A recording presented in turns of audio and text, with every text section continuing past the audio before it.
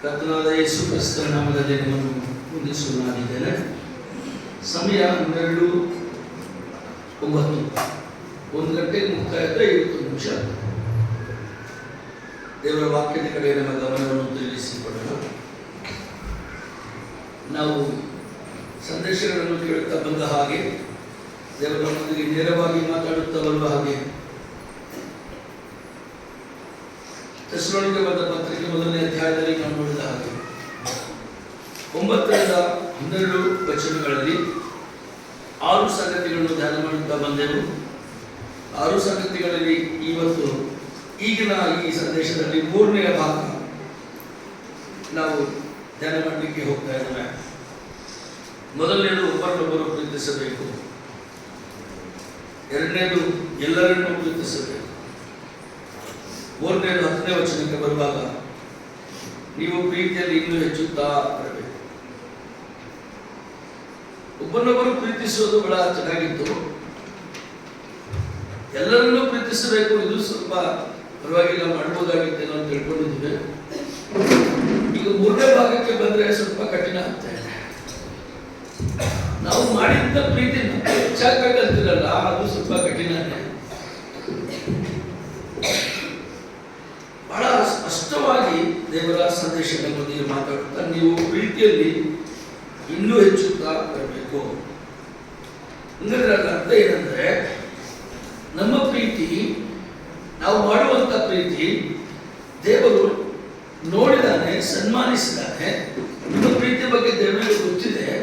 ಅದು ಇನ್ನೂ ಸಾಲಲಿಲ್ಲ, ಅದು ಸಾಕಾಗಲಿಲ್ಲ. ಇನ್ನೂ ಹೆಚ್ಚಾಗಿ ಪ್ರೀತಿಸಬೇಕೆನ್ನುವ ಒಂದು ಆಶೆ ದೇವರಿಗಿದೆ. ನಮ್ಮ ಪ್ರೀತಿ ಹೆಚ್ಚೆಚ್ಚುತ್ತಾ ಬರಬೇಕು, ಹೆಚ್ಚೆಚ್ಚುತ್ತಾ ಬರಬೇಕು. ಅದರ ಅರ್ಥ ಇದು ನಾವು ಮಾಡಬೇಕು, ಇನ್ನೂ ಹೆಚ್ಚುತ್ತಾ ಬರಬೇಕು ಅನ್ನೋದ ಅರ್ಥ ನೀವು ಪ್ರೀತಿಸುತ್ತಾ ಇಲ್ಲ ಅಂತ ಅರ್ಥ ಅಲ್ಲ. ನೀವು ಪ್ರೀತಿಯನ್ನು ಅರಿದವರಂತ ಅರ್ಥ ಅಲ್ಲ. ನೀವು ಒಬ್ಬರನ್ನೊಬ್ಬರು ಪ್ರೀತಿಸುತ್ತಾ ಇದ್ದೀರಾ, ಎಲ್ಲರನ್ನೂ ಪ್ರೀತಿಸುವ ವಿಧಾನವನ್ನು ಕಲಿತಾ ಇದ್ದೀರಾ. ಆದರೆ 3ನೇ ಭಾಗಕ್ಕೆ ಬರುವಾಗ ಪ್ರೀತಿ ಇನ್ನೂ ಹೆಚ್ಚುತ್ತಾ ಬರಬೇಕು. ಹೆಚ್ಚಾಗಲಿಲ್ಲ ಪ್ರೀತಿ. ಈ ಹರಿಯುವ ನೀರಿಗೂ ನಿಂತಂತ ನೀರಿಗೂ ವ್ಯತ್ಯಾಸ ಗೊತ್ತಿದೆ ನನಗೆ.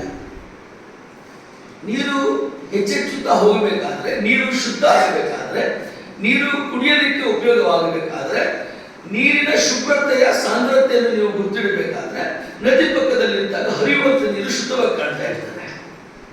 ಸಮುದ್ರದಲ್ಲಿ ಕೂಡ ನೀರು ಆ ಕಡೆ ಹರಿತಾ ಇರ್ತದೆ. ಹರಿಯುವಂತ ನೀರಿಗೂ ನಿಂತಂತ ನೀರಿಗೂ ವ್ಯತ್ಯಾಸ ಇದೆಯಲ್ಲ. ನಮ್ಮ ಮನೆ ಮುಂದೆ ಮಳೆಗಾಲದಲ್ಲಿ ನೀರು ನಿಂತು ಹೋಗ್ತದೆ ರಸ್ತೆ ಪಕ್ಕದಲ್ಲಿ. ಒಂದು ಎಟ್ಟದಲ್ಲಿ ನಿಂತರೆ ನೀರು ಬಹಳ ಶುಭ್ರವಾಗಿರ್ತದಲ್ಲ, ಕುಡಿಬೋದಲ್ಲ, ಕೈಕಾಲು ತೊಳ್ಕೋಬೋದಲ್ಲ. ನೀರು ಮನೆ ಮುಂದೆ ನಿಂತರೆ, ಹೊಲದಲ್ಲಿ ನೀರು ನಿಂತರೆ ಏನಾಗಿರ್ತದೆ? ನೀರಿನ ಮೇಲೆ ಸೊಳ್ಳೆ, ನೀರಿನ ಮೇಲೆ ಕ್ರಿಮಿಕೀಟಗಳು, ನೀರಿನಿಂದ ವಾಸನೆ ನಾರ್ತದೆ. ನಮ್ಮ ಪ್ರೀತಿ ಹಾಗೆ. ನಾವು 25 ವರ್ಷ ಆಯ್ತು ಸಮಯದಲ್ಲಿ ಒಂದೇ ಪ್ರೀತಿ ಮಾಡ್ತು ಅಂದ್ರೆ, ಅವತ್ತು ಪ್ರೀತಿ ಇವತ್ತು ಪ್ರೀತಿಗೆ ಎಲ್ಲೂ ಕಮ್ಮಿ ಇಲ್ಲ, ಹೆಚ್ಚು ಬೇರೆ ನಮ್ಮ ಪ್ರೀತಿ ನಾಡ್ತಾ ಇದೆ, ವಾಸನೆ ಹೋಗ್ತಾ ಇದೆ. ನಮ್ಮ ಪ್ರೀತಿ ಹೆಚ್ಚಾಗಿಲ್ಲ, ಕಮ್ಮಿ ಆಗಿಲ್ಲ, ಒಂದೇ 25 ವರ್ಷದ ಒಂದೇ ತರ ಪ್ರೀತಿ ಇದೆ. ಎಂಟಂತ ನೀರಾಗಿದೆ, ನಾಡ್ತಾ ಇದೆ, ವಾಸನೆ ಇದೆ, ಸೊಳ್ಳೆ ಇದೆ, ರೋಗ ರುಜಿನಗಳು ಬರ್ತಾ ಇದೆ. ಪ್ರೀತಿ ಅನ್ನುವುದು ಸ್ಟ್ಯಾಗರ್ಡ್ ಲವ್ ಅಲ್ಲ, ನಿಂತು ಹೋದಂತ ಪ್ರೀತಿ. ಪ್ರೀತಿ ನೀರಿನ ಹಾಗೆ, ನದಿ ನೀರಿನ ಹಾಗೆ ಹರಿತಾ ಇರಬೇಕು, ಹರಿಯುವಂತದಾಗಿರ್ಬೇಕು, ಅವಾಗ ಹೆಚ್ಚುತ್ತೆ. ನಮ್ಗೆ ತಪ್ಪಿನ ಕಲ್ಪನೆ ಅಂದ್ರೆ, ಇದ್ದ ಕಡೆಗೆ ಕೂಡಿಸಿಟ್ಟ, ಇದ್ದ ಕಡೆಗೆ ಬೆಳೆಸ್ತಾ ಇದ್ರೆ ಅದು ಹರಿತದೆ, ಅದು ಹೆಚ್ಚಾಗ್ತದೆ. ಆಗಲ್ಲ. ಫೈನಾನ್ಸ್ ನಲ್ಲಿ ಕೂಡ ಅದೇ. ನೀವು ಎಷ್ಟು ಹಣ ಅರ್ಧಾಡಿಸ್ತೀರ ಅಷ್ಟೇ ಬೆಳೀತದೆ ಅಂತ ಹೇಳ್ತಾರೆ ಫೈನಾನ್ಸ್ ಗುರುಗಳು ಅಲ್ವಾ. ನೀವೆಷ್ಟು ಬಿಸ್ನೆಸ್ಗೆ ಹಣ ಮುಂದೆ ಆಗ್ತೀರೋ ಅಷ್ಟೇ ಬೆಳೀತದೆ ಅಂತ. ಇಟ್ಟಟ್ಟು ಕೂಡಿಟ್ರೆ ಅದು ಬೆಳೆಯಲ್ಲ. ಪ್ರೀತಿನೂ ಅದೇ, ಪ್ರೀತಿಗಿರುವ ರೂಲ್ ಅದೇ. ಎಷ್ಟು ಹರಿತದೆ ಪ್ರೀತಿ, ಎಷ್ಟು ಒಂದರಿಂದ ಇನ್ನೊಂದಕ್ಕೆ, ಒಬ್ಬರಿಂದ ಇನ್ನೊಬ್ಬರಿಗೆ, ಒಂದು ಕುಟುಂಬ ಇನ್ನೊಂದು ಕುಟುಂಬಕ್ಕೆ, ಸಭೆಯಿಂದ ಇನ್ನೊಂದು ಸಭೆಗೆ, ಒಬ್ಬರಿಂದ ಇನ್ನೊಬ್ಬರಿಗೆ ಎಷ್ಟು ಹೆಚ್ಚುತ್ತಾ ಹೆಚ್ಚುತ್ತಾ ಹರಿತಾ ಇರ್ತದೋ ಅಷ್ಟು ಬೆಳೀತದೆ. ನಮ್ಮ ಪ್ರೀತಿ ನಿಂತು ಹೋಗಿದೆ. ಇಲ್ಲ, ನಮ್ಮ ಕುಟುಂಬಗಳು ಒಬ್ರಿಗೊಬ್ರು ಎಷ್ಟು ಪ್ರೀತಿ ಅಂದರೆ 10 ವರ್ಷ ಆಯಿತು, ಯಾವತ್ತೂ ಕೂಡ ಹೆಚ್ಚು ಕಮ್ಮಿ ಆಗಿಲ್ಲ, ಹಂಗೆ ಇದೆ ಪ್ರೀತಿ. ಎಲ್ಲೋ ಈಗ ಸ್ವಲ್ಪ ವ್ಯತ್ಯಾಸ ಆಗಿದೆ. ನಿಂತಂಥ ಪ್ರೀತಿ, ಸ್ಟ್ಯಾಗರ್ಡ್ ಇಲ್ಲ ಪ್ರೀತಿ, ಕ್ರಿಸ್ತನ ಪ್ರೀತಿ, ಕ್ರಿಸ್ತ ದೇವಜನರ ಪ್ರೀತಿ, ದೇವರನ್ನು ಅರಿತಂಥ ಜನರ ಪ್ರೀತಿ ಹೆಚ್ಚೆಚ್ಚುತ್ತಾ ಬರಬೇಕು, ಇನ್ನೂ ಹೆಚ್ಚಾಗಬೇಕು. ಆಗ್ಬೋದಾ? ಸ್ವಲ್ಪ ಕಷ್ಟನೇ. ಸ್ವಲ್ಪ ಹೆಚ್ಚೆಚ್ಚುತ್ತಾ ಬರಬೇಕಾದ್ರೆ, ಪ್ರೀತಿ ಹೆಚ್ಚಾಗಬೇಕಾದ್ರೆ ಬೆಲೆ ಕೊಡಬೇಕಾಗ್ತದೆ. ಟು ಪೇ, ಅದಕ್ಕೆ ಬೆಲೆ ಕೊಡಬೇಕಾಗ್ತದೆ. ಈ ಬೆಲೆ ಕೊಡಲಿಕ್ಕೆ ಯಾರು ಸಿದ್ಧರಿಲ್ಲ. ಬೆಲೆ ಕೊಡಬೇಕಾಗ್ತದೆ. ಪ್ರೀತಿ ಹೆಚ್ಚಬೇಕಾದ್ರೆ ನಾವು ಯಾಕೆ ಬೆಲೆ ಕೊಡಬೇಕು? ಇನ್ನೊಬ್ರು ಕೊಡಲಿ. ನಾವ್ಯಾಕಾದ್ರಲ್ಲಿ ಕೈ ಹಾಕೊಂಡು ಇನ್ನೊಬ್ರು ಮಾಡಲಿ. ಪ್ರೀತಿ ಹೆಚ್ಚೆಚ್ಚುತ್ತಾ ಬರಬೇಕು. ಅಲ್ಲೇ ಕೆಲವು ವಾಕ್ಯಗಳು ನೋಡಲಿಕ್ಕೆ ದೇವರು ನಮಗೆ ಸಹಾಯ ಮಾಡಿ. ಬರೀ ರೋಮಾಪುರದ ಪತ್ರಿಕೆ 12:9. ರೋಮಾಪುರದ ಪತ್ರಿಕೆ 12:9. ನಿಮ್ಮ ಪ್ರೀತಿಯು ನಿಷ್ಕಪಟವಾಗಿರಲಿ, ಎಣಿಸಿಕೊಂಡು ಒಳ್ಳೆಯದನ್ನು ಬಿಗಿಯಾಗಿ ಹಿಡಿದುಕೊಳ್ಳಲಿ. ಪ್ರೀತಿ ಹೆಚ್ಚಾಗಲಿಕ್ಕೆ ಕೆಲವು ಕಾರಣ ಹೇಳಿದರೆ ಮೂಲ ಸೂತ್ರ. ರೋಮಾಪುರದ ಸಭೆಗೆ ಭೇಟಿ ಕೊಡದೇ ಇದ್ದರು. ಪೌರಾಣ ಸೇವೆಯಲ್ಲಿ ಅನೇಕವಾದಂತಹ ಅದ್ಭುತ ವಿಷಯಗಳು ನಾವು ಕಾಣಲಿಕ್ಕೆ ಸಾಧ್ಯ ಇದೆ. 12 ಮಧ್ಯೆ ಪೌಲನ ಸೇವೆ ಆಗಿದೆ. ಆತನು ಪ್ರಾರ್ಥನಾ ಮಂದಿರ ಬಿಟ್ಟು ಅಂತ್ಯೋಕ್ಯ ಸಭೆಯಲ್ಲಿ ಬಿಟ್ಟು ಮೊದಲಿಗೆ ಹೋಗ್ತಾನೆ. ತೀರ್ಥನನ್ನು ಕ್ರಿಸ್ತನ ಮತ್ತು ತೀರ್ಥನ ಮನೆಯಲ್ಲಿ ಇಟ್ಕೊಳ್ತಾನೆ. ಅಲ್ಲಿ ಸೇವೆ ಮಾಡ್ತಾನೆ.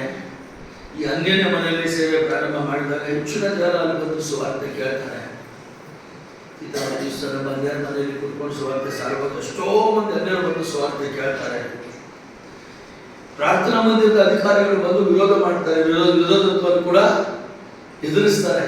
ಹಂಗೆ ಸುಮ್ಮನೆ ಹೋಗಲ್ಲ. ನೋಡ್ತಾರೆ, ವಾಕ್ಯದಲ್ಲಿ ಹೇಳ್ತಾರೆ, ನೀವು ವಿದ್ಯೆ ಹೋದ್ರೆ ಪುಸ್ತಕ 18ನೇ ಅಧ್ಯಾಯಕ್ಕೆ ಹೋದ್ರೆ ಆ ವಿರೋಧತ್ವದ ಬಗ್ಗೆ, ಮನೆಯಲ್ಲಿ ಸ್ವಾರ್ಥ ಸಾರುವಂತ ಬಗ್ಗೆ ಕಾಣ್ತಾರೆ.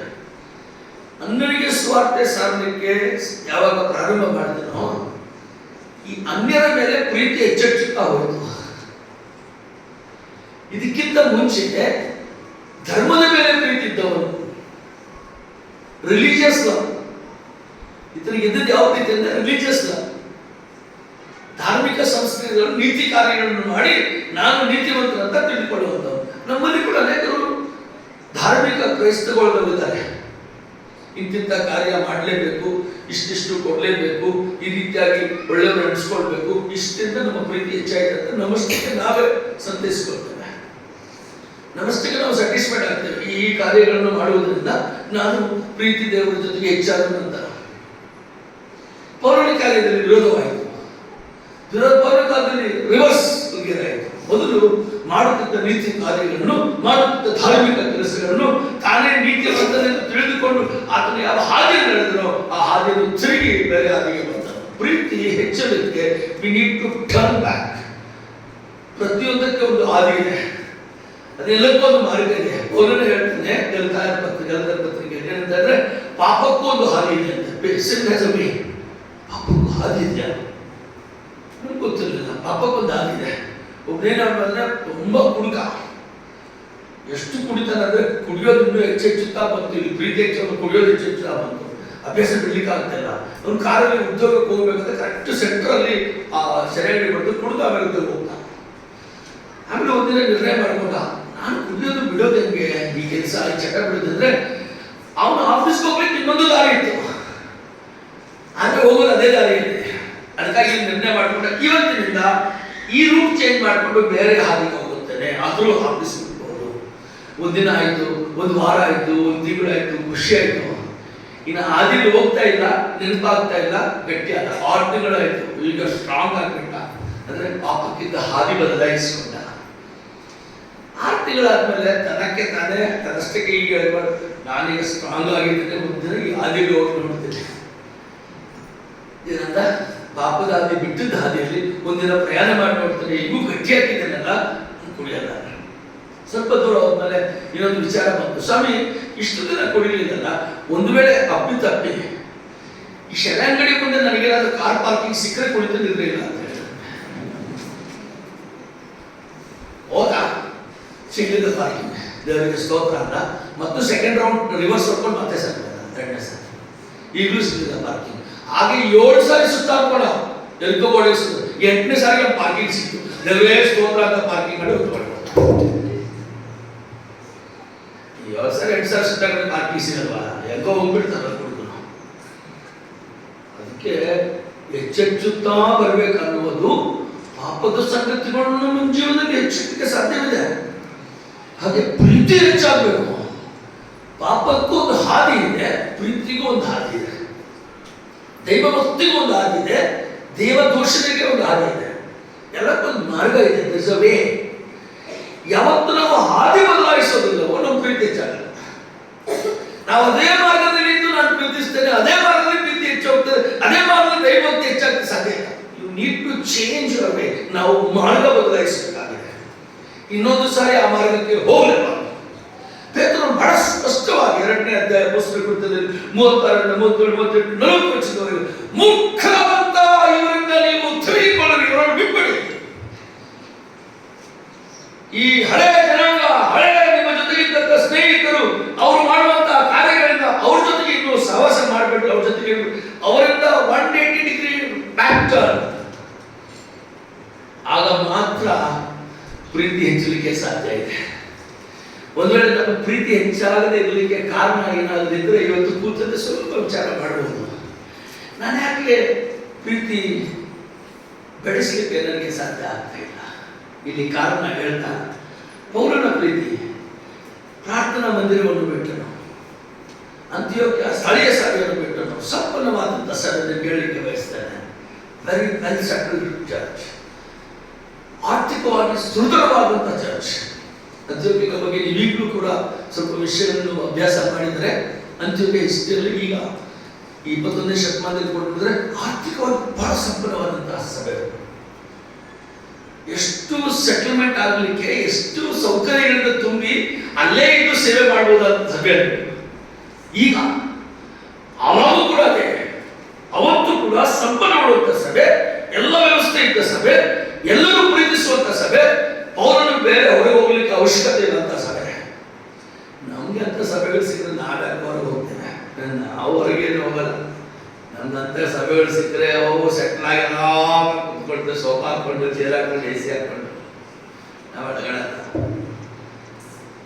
ಪ್ರೀತಿ ಹೆಚ್ಚೆಚ್ಚುತ್ತಾ ಹೇಗೆ ಬಂತಂದ್ರೆ, ತಾನಿದ್ದಂಥ ಸ್ಥಿತಿ, ತಾನು ಮಾಡಿದಂಥ ಕಾರ್ಯಗಳಲ್ಲಿ ದೇವರು ಆತನನ್ನು ಕುರುಡನನ್ನಾಗಿ ಮಾಡಿ ನೆಲದ ಮೇಲೆ ಬೀಳಿಸಿ, ಕುದುರೆ ಹತ್ತಿದಂತ ಆ ಗರ್ವದಿಂದ ನೆಲಕ್ಕೆ ಕುಗ್ಗುರಿಸುವಂತೆ ಕೆಳಗೆ ಬೀಳಿಸಿದ ನಂತರ ಆತನಿಗೆ ತೋರಿದಂತ ದರ್ಶನ, ಚಿತ್ರ, ಕರೆದಂತ ಆ ಕಾರ್ಯ, ಯಾವ ಕೆಲಸಕ್ಕಾಗಿ ಅರಿಸಿಕೊಂಡನು ಆತನಿಗೆ ಯಾವಾಗಲೂ ತನ್ನ ಮನಸ್ಸಲ್ಲಿ ಇಟ್ಕೊಂಡು ಅದಕ್ಕಾಗಿ ಪ್ರೀತಿ ಹೆಚ್ಚಾಯಿತು. ನಮ್ಮನ್ನ ಯಾಕೆ ದೇವರು ಕರ್ತಾನೆ ನಾವು ಮರ್ತೋಗಿದ್ದೇವೆ. ನಮ್ಗೆ ಯಾವ ಕಾರ್ಯ ಕೊಟ್ಟಿದ್ದಾರೆ ಮರ್ತೋಗಿದ್ದೇವೆ. ನಮ್ಗೆ ಕೊಟ್ಟಂತ ಪ್ರಥಮ ಕರ್ತವ್ಯವನ್ನು ಮರ್ತೋಗಿದ್ದೇವೆ. ಸಭೆಗೆ ಕೊಟ್ಟಂತ ಪ್ರಥಮ ಮೂಲ ಕಾರಣ ಸಭೆಗಳನ್ನು ಮರ್ತೋಗಿವೆ. ಅದಕ್ಕೆ ಪ್ರೀತಿ ಹೆಚ್ಚಾಗ್ತಾ ಇಲ್ಲ. ಸಭೆಗೆ ಕೊಟ್ಟಂತ ಪ್ರಥಮ ಕಾರ್ಯಕ್ಕೆ ಹೊರಟು ಹೋಗಿ ಅಷ್ಟೇ. ಸಭೆ ಹೊರಡಲೇಬೇಕು, ಒಂದು ಸ್ಥಳದಿಂದ ಇನ್ನೊಂದು ಸಭೆಗೆ ಹೋಗಲೇಬೇಕು. ಒಂದು ಸಭೆಯಿಂದಲೇ ಸಭೆ ಸ್ಥಾಪನೆ ಆಗ್ತದೆ ಹೊರತು ಸಂಸ್ಥೆಗಳಿಂದ ಸಭೆ ಸ್ಥಾಪನೆ ಆಗಲ್ಲ. ದಯವಿಟ್ಟು ನನ್ನನ್ನು ತಪ್ಪು ತಿಳ್ಕೊಳ್ಬೇಡ್ರಿ. ನಮ್ಮ ಸಭೆಯ ಮೂಲ ಸಭೆಯಿಂದಲೇ ಕೂಡ ಬೆಳಗಾವಿ ಅಕಾಡೆಮಿ ಸಂಸ್ಥೆ ಅದು, ಆದರೆ ಸಭೆಯಿಂದಲೇ ನಡೆಯುವಂಥ ಸಂಸ್ಥೆ, ಸಭೆಯ ಆಧೀನದಲ್ಲಿ ನಡೆಯುವಂಥ, ಸಭೆಯ ಮೂಲಕ ನಡೆಯುವಂಥ ಕಾರ್ಯಗಳು. ಯಾವುದೇ ಸೇವಾ ಕಾರ್ಯಗಳು ಸಭೆಯಿಲ್ಲದೆ ವೈಯಕ್ತಿಕವಾಗಿ ಮಾಡುವಂಥ ಸೇವೆ ಅಲ್ಲ. ಸಭೆಯಿಂದಲೇ, ಸಭೆಗಾಗಿ, ಸಭೆಯ ಸ್ಥಾಪನೆಗಾಗಿ, ಸಭೆಯಿಂದ ಸಭೆ ಸ್ಥಾಪನೆ ಆಗ್ತದೆ. ನಮ್ಮೂರಲ್ಲಿ ಕುರಿಗಳು, ದನಗಳು ನಡೀತವೆ. ನಿಮ್ಮೂರಿಗೆ ಆಗ್ಲಿಲ್ಲ. ಮ್ಯೂಸಿಯಂ ನಮ್ಮ ಹತ್ರ ನೋಡಕ್ಕೆ ಬನ್ನಿ. ನಮ್ಮೂರಲ್ಲಿ ಕುರಿಗಳು, ನೀವೆಲ್ಲ ಬಂದ್ರೆ ಆಕಳು, ದನ ಆಡುತ್ತವೆ. ನಿಮ್ಮೂರಲ್ಲಿ ಕುರಿಗಳು, ಮೇಕೆಗಳು, ಸಭೆಗಳು ಯಾರು ನಡಿಬೇಕು? ಹೇಳ್ತಾ ಇಲ್ಲ. ಈಗ ಸಭೆಗಳು ಆಗ್ತಾ ಇದೆ. ಅದಕ್ಕೆ ನಿಮ್ಮೂರಲ್ಲಿ ಕುರಿಗಳು ಅದೇ, ದನಗಳನ್ನು ಆಕಳು, ಕರುಗಳನ್ನ ಸುಮ್ಮನೆ ಹೇಳ್ತೀನಿ. ನಿಮ್ಮೂರಲ್ಲಿ ಕುರಿಗಳಿರುವಂಥ ಸಭೆಯಿಂದ ಇನ್ನೊಂದು ಕುರಿಗಳ ಹಿಟ್ಟನ್ನು ಸಭೆ, ಇದು ಸಭೆಯ ಪ್ರಥಮ ಜವಾಬ್ದಾರಿ. ಈ ಕುರಿಗಳಿಂದಲೇ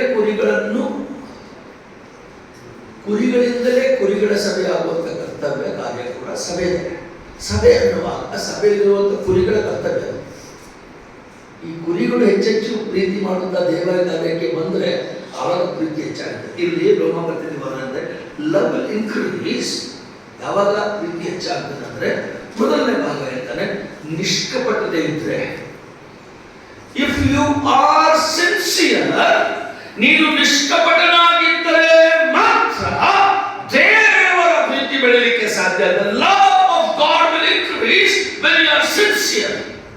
ನೀನು ಕಪಟದಿಂದ ಜೀವನ ಮಾಡುವಂತ ವ್ಯಕ್ತಿಯಾಗಿದ್ದರೆ, ಕಪಟದಿಂದ ಜೀವನ ಮಾಡುವಂತ ಕುಟುಂಬವಾಗಿದ್ದರೆ, ಕಪಟದಿಂದ ಇರುವಂತ ಸಭೆಯಾಗಿದ್ದರೆ ಕೂಡ ದೇವರ ಪ್ರೀತಿ ಹೆಚ್ಚಾಗಲಿಕ್ಕೆ ಸಾಧ್ಯವಿಲ್ಲ. ಬಹಳ ಸ್ಪಷ್ಟವಾಗಿ ದೇವರ ವಾಕ್ಯದಲ್ಲಿ ನೋಡಿದಂತ ಮಾತು. ಕಪಟವನ್ನು ಬಿಟ್ಟು ನಿಷ್ಕಪಟವಾಗಿ ಜೀವನ ಮಾಡುವುದಾದರೆ ದೇವರ ಪ್ರೀತಿ ಹೆಚ್ಚಾಗ್ತದೆ. ನಮ್ಮ ಹೊಸ ಒಡಂಬಡಿಕೆ ಸಭೆಗಳು ಬಹು ನಾಯಕತ್ವ ಉಳ್ಳಂತ ಸಭೆಗಳು, ಏಕಾಧಿಪತ್ಯ ಅಲ್ಲ, ಬಹು ನಾಯಕತ್ವ. ತುಂಬಾ ಒಳ್ಳೆಯ ಆಲೋಚನೆ ದೇವರ ಹೊಸ ಒಡಂಬಡಿಕೆಯಲ್ಲಿ ತಂದದ್ದು.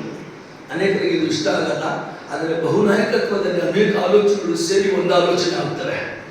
ಅನೇಕ ರೀತಿಯಾದಂಥ ಆಲೋಚನೆಗಳು ಬಂದಾಗ ಪ್ರೀತಿ ಆಲೋಚನೆ ಬರ್ತದೆ, ಇನ್ಕ್ರಿಮೆಂಟ್ ಅನ್ನುವಂಥ ಕಾರ್ಯ ಆಗ್ತದೆ. ನಮ್ಮ ಸಭೆಗಳಲ್ಲಿ ನಾವು 3 ಜನ ಹಿರಿಯರಾಗಿದ್ದರೆ ನಾವು ಯಾವಾಗಲೂ ಸಮಾಲೋಚನೆಗೆ ಕರೆಯುವಾಗ ಡೀಕನ್ಸ್ ಇದ್ದಾರೆ 3 ಜನ, ಅವರನ್ನು ಕರೆಸ್ಕೊಳ್ತೇನೆ. ಯೌವನಸ್ಥರು ನಾನು ಯಾವಾಗಲೂ ಕರೆಸ್ತೇನೆ. ಯಾಕಂದ್ರೆ ನಾನು 60, ನಮ್ಮ ಜೊತೆಗಿದ್ದಂತೆ ಎಲ್ಲ ಹಿರಿಯರು ಕೂಡ 60, 70, 50 ಮೇಲೆ. ಯೌವನಸ್ಥರನ್ನು ಕೂಡ ನಾವು ಕರೆಯುವಾಗ ಯಾವಾಗಲೂ ಮಾಡುವಂತ ಕಾರ್ಯ, have a council of the learned person. Do your love to increase. Be sincere. When you are sincere, your love towards Christ will be sincere and it will increase. ನಿಮ್ಮ ಪ್ರೀತಿ ನಿಷ್ಕಪಟವಾಗಿರದೇ ಇದ್ದರೆ, ನಿಮ್ಮ ಪ್ರೀತಿ ಬಹುನಾಯಕತ್ವ ಉಳ್ಳಂತ ಈ ಎಲ್ಲರ ಜೊತೆಗೆ ಸೇರಿ ಸಮಾಲೋಚನೆಗಳಂತ ಪ್ರೀತಿ ಅಲ್ಲದಿದ್ದರೆ, ಒಬ್ಬಟ್ಟಿಗನಾದ ಪ್ರೀತಿ ಆದರೆ ಕಡಿಮೆ ಆಗುವಂತ ಸಾಧ್ಯತೆ ಇದೆ. ಎಲ್ಲವೂ ಇನ್ಕ್ರೀಸ್. ಒಬ್ಬಟ್ಟಿಗಾಗಿ ವಿಚಾರ ಮಾಡಲಿಕ್ಕೆ ಬಹಳ ಕಷ್ಟ ಆಗ್ತದೆ ನಮಗೂ. ದೇವರ ವಾಕ್ಯಕ್ಕೆ ವಿರೋಧವಾದ ಯಾವುದೇ ವಿಷಯಕ್ಕೆ ಸಂಧಾನ ಮಾಡುವುದಿಲ್ಲ. ನಾವು ಹೊಸ ವಿಚಾರಗಳು, ಹೊಸ ಆಲೋಚನೆಗಳಿಗೆ ಸಿದ್ಧರಾಗಿದ್ದೇವೆ. ಆದರೆ ನಿಷ್ಕಪಟವಾದಂಥ ಕಾರ್ಯ ಸಭೆಗಾಲ, ನಿಷ್ಕಪಟವಾದಂಥ ಪ್ರೀತಿ, ಇದು ಪ್ರೀತಿಯನ್ನು ಹೆಚ್ಚಿಸುತ್ತದೆ. 2ನೇ ಭಾಗ ನಿಮಗೆ ಎಲ್ಲೇ ಬರ್ತದೆ. ಕೆಟ್ಟದ್ದನ್ನು ಹೇಸಿಕೊಂಡರೆ ಪ್ರೀತಿ ಹೆಚ್ಚುತ್ತದೆ. ಬಹಳ ಸ್ಪಷ್ಟವಾಗಿ ದೇವರ ವಾಕ್ಯ ಸಾಧಾರಣವಾದಂಥದ್ದು, ಆದರೆ ಗಂಭೀರವಾಗಿ ವಿಚಾರ ಮಾಡುವಂಥದ್ದು. ನಮ್ಮ ಪ್ರೀತಿ ಯಾಕೆ ಹೆಚ್ಚಲಿಲ್ಲ ಅಂದ್ರೆ, ಯಾವುದೋ ಕೆಟ್ಟದ್ದನ್ನು ಪ್ರೀತಿಸ್ತಾ ಇದ್ರೆ ಅದಕ್ಕೆ ಪ್ರೀತಿ ಹೆಚ್ಚಾಗ್ತಾ ಇಲ್ಲ. ದೇವರ ಪ್ರೀತಿ, ದೇವ ಜನರ ಮೇಲೆ ಪ್ರೀತಿ, ದೇವ ಸ್ವಾರ್ಥೆಯ ಮೇಲೆ ಪ್ರೀತಿ, ದೇವ ಸ್ವಾರ್ಥ ಘೋಷಣೆ ಮೇಲೆ ಪ್ರೀತಿ, ನಾಶವಾಗುವಂತವರನ್ನು ಪ್ರೀತಿ, ಇದು ಯಾಕೆ ಹೆಚ್ಚಾಗುತ್ತಲ್ಲ ಅಂದ್ರೆ, ರಿವರ್ಸಲ್ ಸೈಡ್ ನಮ್ಮ ಬೆನ್ನಿಂದೆ ನಾವು ಕೆಟ್ಟದ್ದನ್ನು ಪ್ರೀತಿಸುವವರಾಗಿದ್ದೇವೆ. ಯಾವ ಕ್ಷಣದಲ್ಲಿ ನೀವು ನಿರ್ಣಯ ತೆಗೆದುಕೊಳ್ಳುತ್ತೀರೋ ಕೆಟ್ಟದ್ದನ್ನು ಹೇರಿಸಿಕೊಳ್ಳುತ್ತೇವೆ, ಮುಕ್ತಾಯವಾಯಿತು, ಪ್ರೀತಿ ಹೆಚ್ಚುತ್ತದೆ. ಸಂದೇಹ ಇಲ್ಲ. ಪ್ರಯತ್ನ ಮಾಡಿ ನೋಡಿ. ಇವತ್ತಿನಿಂದ ವೈಯಕ್ತಿಕವಾಗಿ, ಕುಟುಂಬವಾಗಿ, ಸಭೆಯಾಗಿ ಏನೇ ಕೆಟ್ಟದ್ದಾಗಲಿ ಅದನ್ನು ಹೇರಿಸಿಕೊಳ್ಬೇಕು. ಸರಿ ಇಲ್ಲದನ್ನು ತಪ್ಪು ಅನ್ನೋದನ್ನು ತಪ್ಪು ಹೇಳಲಿಕ್ಕೆ ಧೈರ್ಯ ಬೇಕಂತೆ. It need guts to say no, it need guts to say wrong is wrong. ಅನೇಕ ಸಾರಿ ನಾವು ಸಂಧಾನ ಮಾಡ್ಕೊಂಡು ಪರವಾಗಿಲ್ಲ ಬಿಡಿ, ಈ ತರ ಇದ್ರೆ ಸಭೆಯೆಲ್ಲ ಖಾಲಿ ಆಗಿಬಿಡ್ತದೆ, ಅವಳು ಬೇಕು, ಇವರು ಬೇಕು, ಅದು ಬೇಕು, ಇದು ಬೇಕು, ಎಲ್ಲದನ್ನು ಸಹಿಸಿಕೊಂಡು ಕೆಟ್ಟದ್ದೆಲ್ಲ ಸಹಿಸಿದ್ರೆ ದುರ್ವಾಸನೆ ನಾಟಕ್ಕೆ ಪ್ರಾರಂಭ ಆಗ್ತದೆ. ಸರಿ ಮಾಡುವಂತ ಅವಕಾಶ ಇದೆ, ನಮಗೆ ಸರಿ ಮಾಡಿಕೊಳ್ಳುವಂತ ಅವಕಾಶ ಇದೆ. ಕೆಟ್ಟದ್ದನ್ನು ಹೇಸಿಕೊಂಡರೆ ಪ್ರೀತಿ ಹೆಚ್ಚುತ್ತದೆ. ನಾವು ಪ್ರೀತಿ ಹೆಚ್ಚುತ್ತಾ ಇಲ್ಲ ಕಾರಣ ಕೆಟ್ಟದ್ದನ್ನು ನಾವು ಪ್ರೀತಿಸ್ತಾ ಇದ್ದೇವೆ. ಮುಂದೆ ಬರೀತಾ ಇದ್ದಾರೆ, ಒಳ್ಳೆಯದನ್ನು ಬಿಗಿಯಾಗಿ ಹಿಡಿದುಕೊಂಡ್ರೆ ಪ್ರೀತಿ ಹೆಚ್ಚುತ್ತದೆ. ನಾವು ಒಳ್ಳೆಯದನ್ನು ಬಹಳ ಸಾರಿ ಬಿಗಿಯಾಗಿ ಹಿಡ್ಕೊಳ್ಳೋದು, ಗಟ್ಟಿಯಾಗಿ ಹಿಡ್ಕೊಳ್ಳೋದು. ನಾವೇನ್ ಮಾಡ್ತೇವೆ, ಒಳ್ಳೆಯದನ್ನು ಸ್ವಲ್ಪ ಲೂಸ್ ಆಗಿ ಇಟ್ಕೊಳ್ತೇವೆ. ಒಳ್ಳೆಯದನ್ನು ಏನೋ ಪರವಾಗಿಲ್ಲ ಬಿಡಿ, ಒಳ್ಳೆ ಕೆಲಸ ಮಾಡಬೇಕು, ಪ್ರೀತಿ ಹೆಚ್ಚಬೇಕಾದ್ರೆ ಒಳ್ಳೆಯದನ್ನು ಗಟ್ಟಿಯಾಗಿ ಇಟ್ಕೊಳ್ಳೋದು, ಬಿಗಿಯಾಗಿ ಇಟ್ಕೊಳ್ಳೋಣ. ಲೂಸ್ ಆಗಿ ಇಟ್ಕೊಂಡು ಪ್ರಯತ್ನ ಮಾಡ್ಕೊಂಡು ಬ್ಯಾಂಕಿಂದ 1 ಲಕ್ಷ ವಿಡ್ರಾ ಮಾಡಿ, ನಿನ್ನ ಕೈಯಿಂದ ಬ್ಯಾಗ್ ಸುಮ್ಮನೆ ಹಿಂಗೆ ಆಟ ಮಾಡ್ಕೊಂಡು ಮಕ್ಕಳ ಸುಮ್ಮನೆ ಹಿಂಗೆ ಲೂಸ್ ಆಗಿ ಇಟ್ಕೊಂಡು ಮಾಡಿ ಹಿಂದೆ ಒಂದು ಕೊಟ್ಕೊಂಡು ಹೋಗ್ಬಿಡ್ತಾನೆ. ಹೌದಲ್ವಾ? ನೀವು 10 ಲಕ್ಷ ವಿಡ್ರಾಲ್ ಸ್ಲಿಪ್ ಕೊಟ್ಟಾಗ, ಚೆಕ್ ಕೊಟ್ಟಾಗ ನಿಮ್ಮಿಂದ 10 ಜನ ನೋಡಿರ್ತಾರೆ. ಬ್ಯಾಂಕಲ್ಲಿ ಯಾವಾಗಲೂ ನೀವು ವಿಡ್ರಾ ಮಾಡುವಾಗ ಸುಮ್ಮನೆ ಇಟ್ರಿ. ನಮ್ಗೆ ಅನಿಸ್ತದೆ ಎಲ್ಲರೂ ಕಸ್ಟಮರ್ ಒಬ್ರಿಬ್ರು ಕಂಡಿರ್ತಾರೆ. ವಿಶೇಷವಾಗಿ ಹೆಚ್ಚಿನ ಟ್ರಾನ್ಸಾಕ್ಷನ್ ಆಗೋ ಬ್ಯಾಂಕ್ಗಳು ಒಬ್ರಿಬ್ರು ಇರ್ತಾರೆ.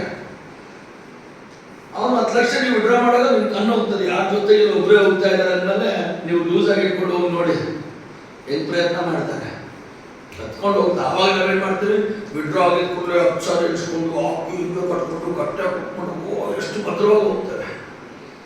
ಪ್ರೀತಿ ಕೂಡ ಬಿಗಿಯಾಗಿ ಇಟ್ಕೊಂಡ್ರೆ, ಒಳ್ಳೆಯದನ್ನು ಬಿಗಿಯಾಗಿ ಇಟ್ಕೊಂಡ್ರೆ ಅದು ಹೆಚ್ಚುತ್ತಾ ಹೆಚ್ಚುತ್ತಾ ಹೆಚ್ಚುತ್ತಾ ಹೋಗ್ತದೆ.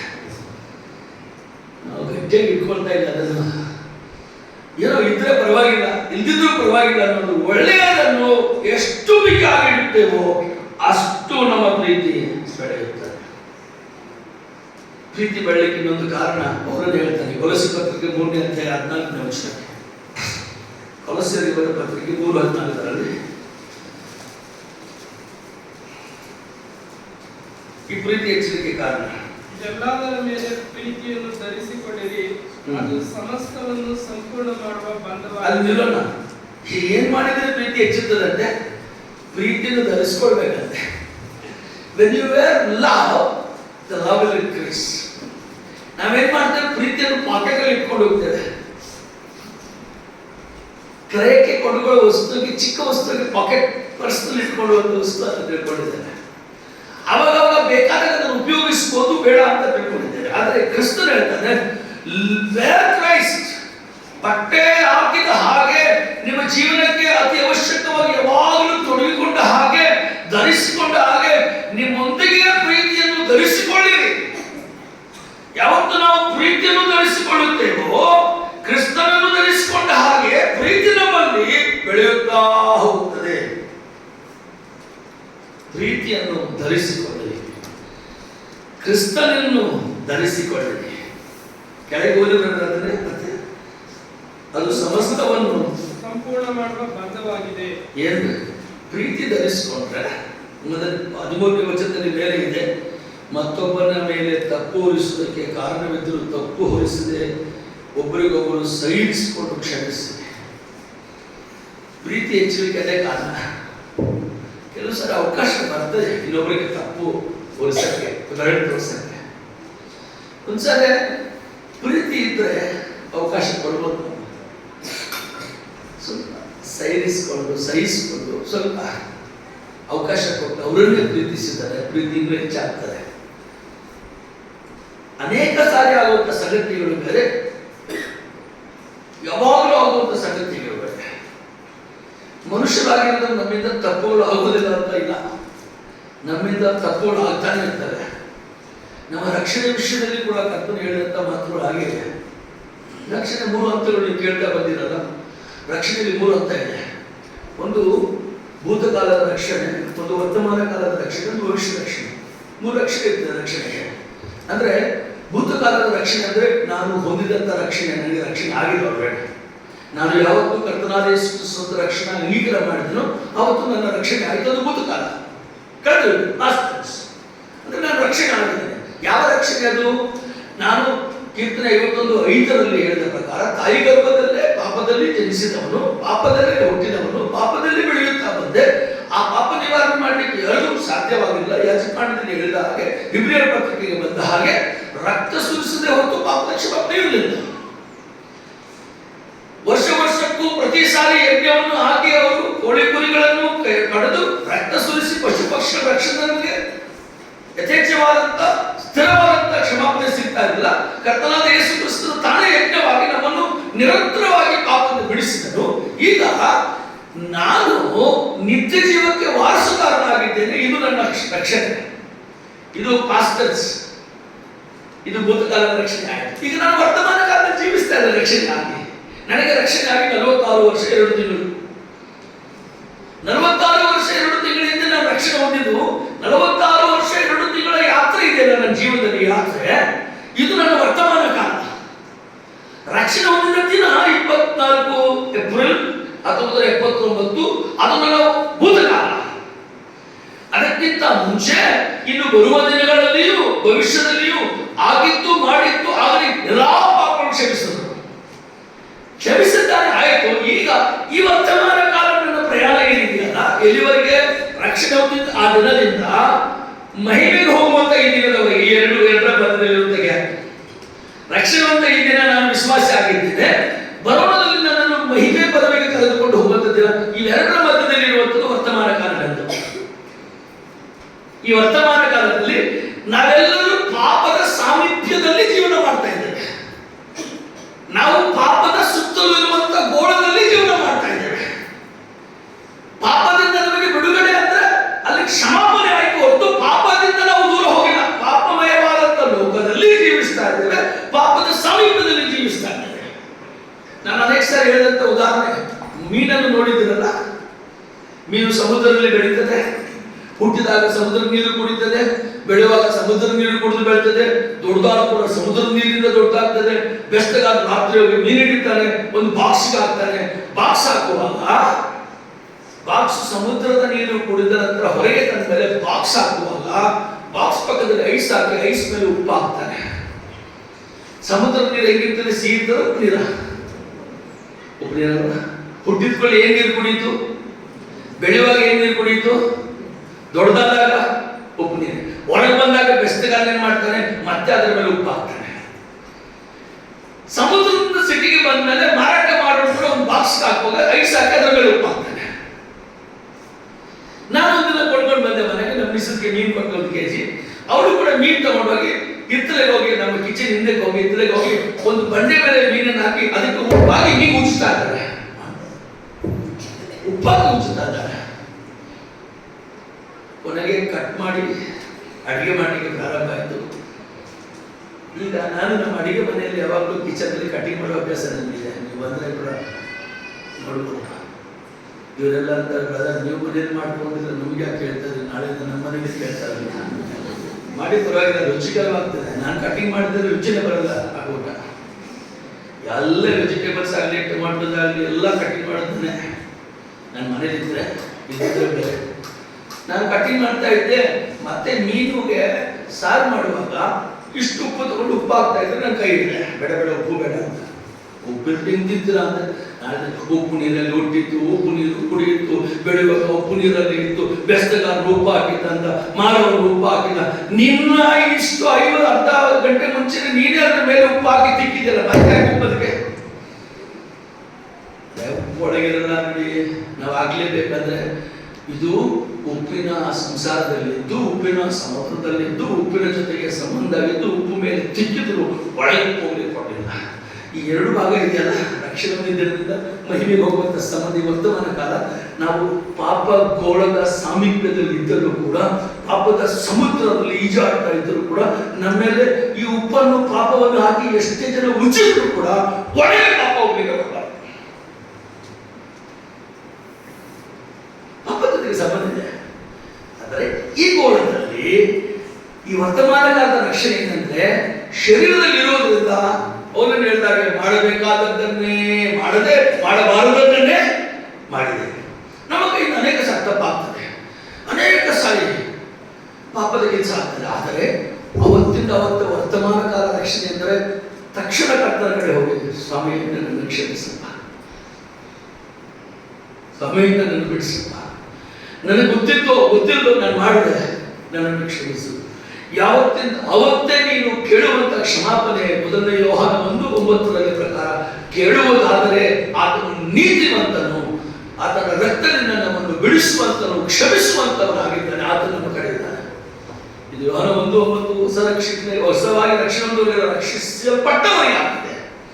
ಈ 2 ವರ್ತಮಾನ ಕಾಲದ ಯಾತ್ರೆಯಲ್ಲಿ ದಿನಾಲೂ ರಕ್ಷಣೆ ಆಗ್ತಾ ಇರ್ತದೆ.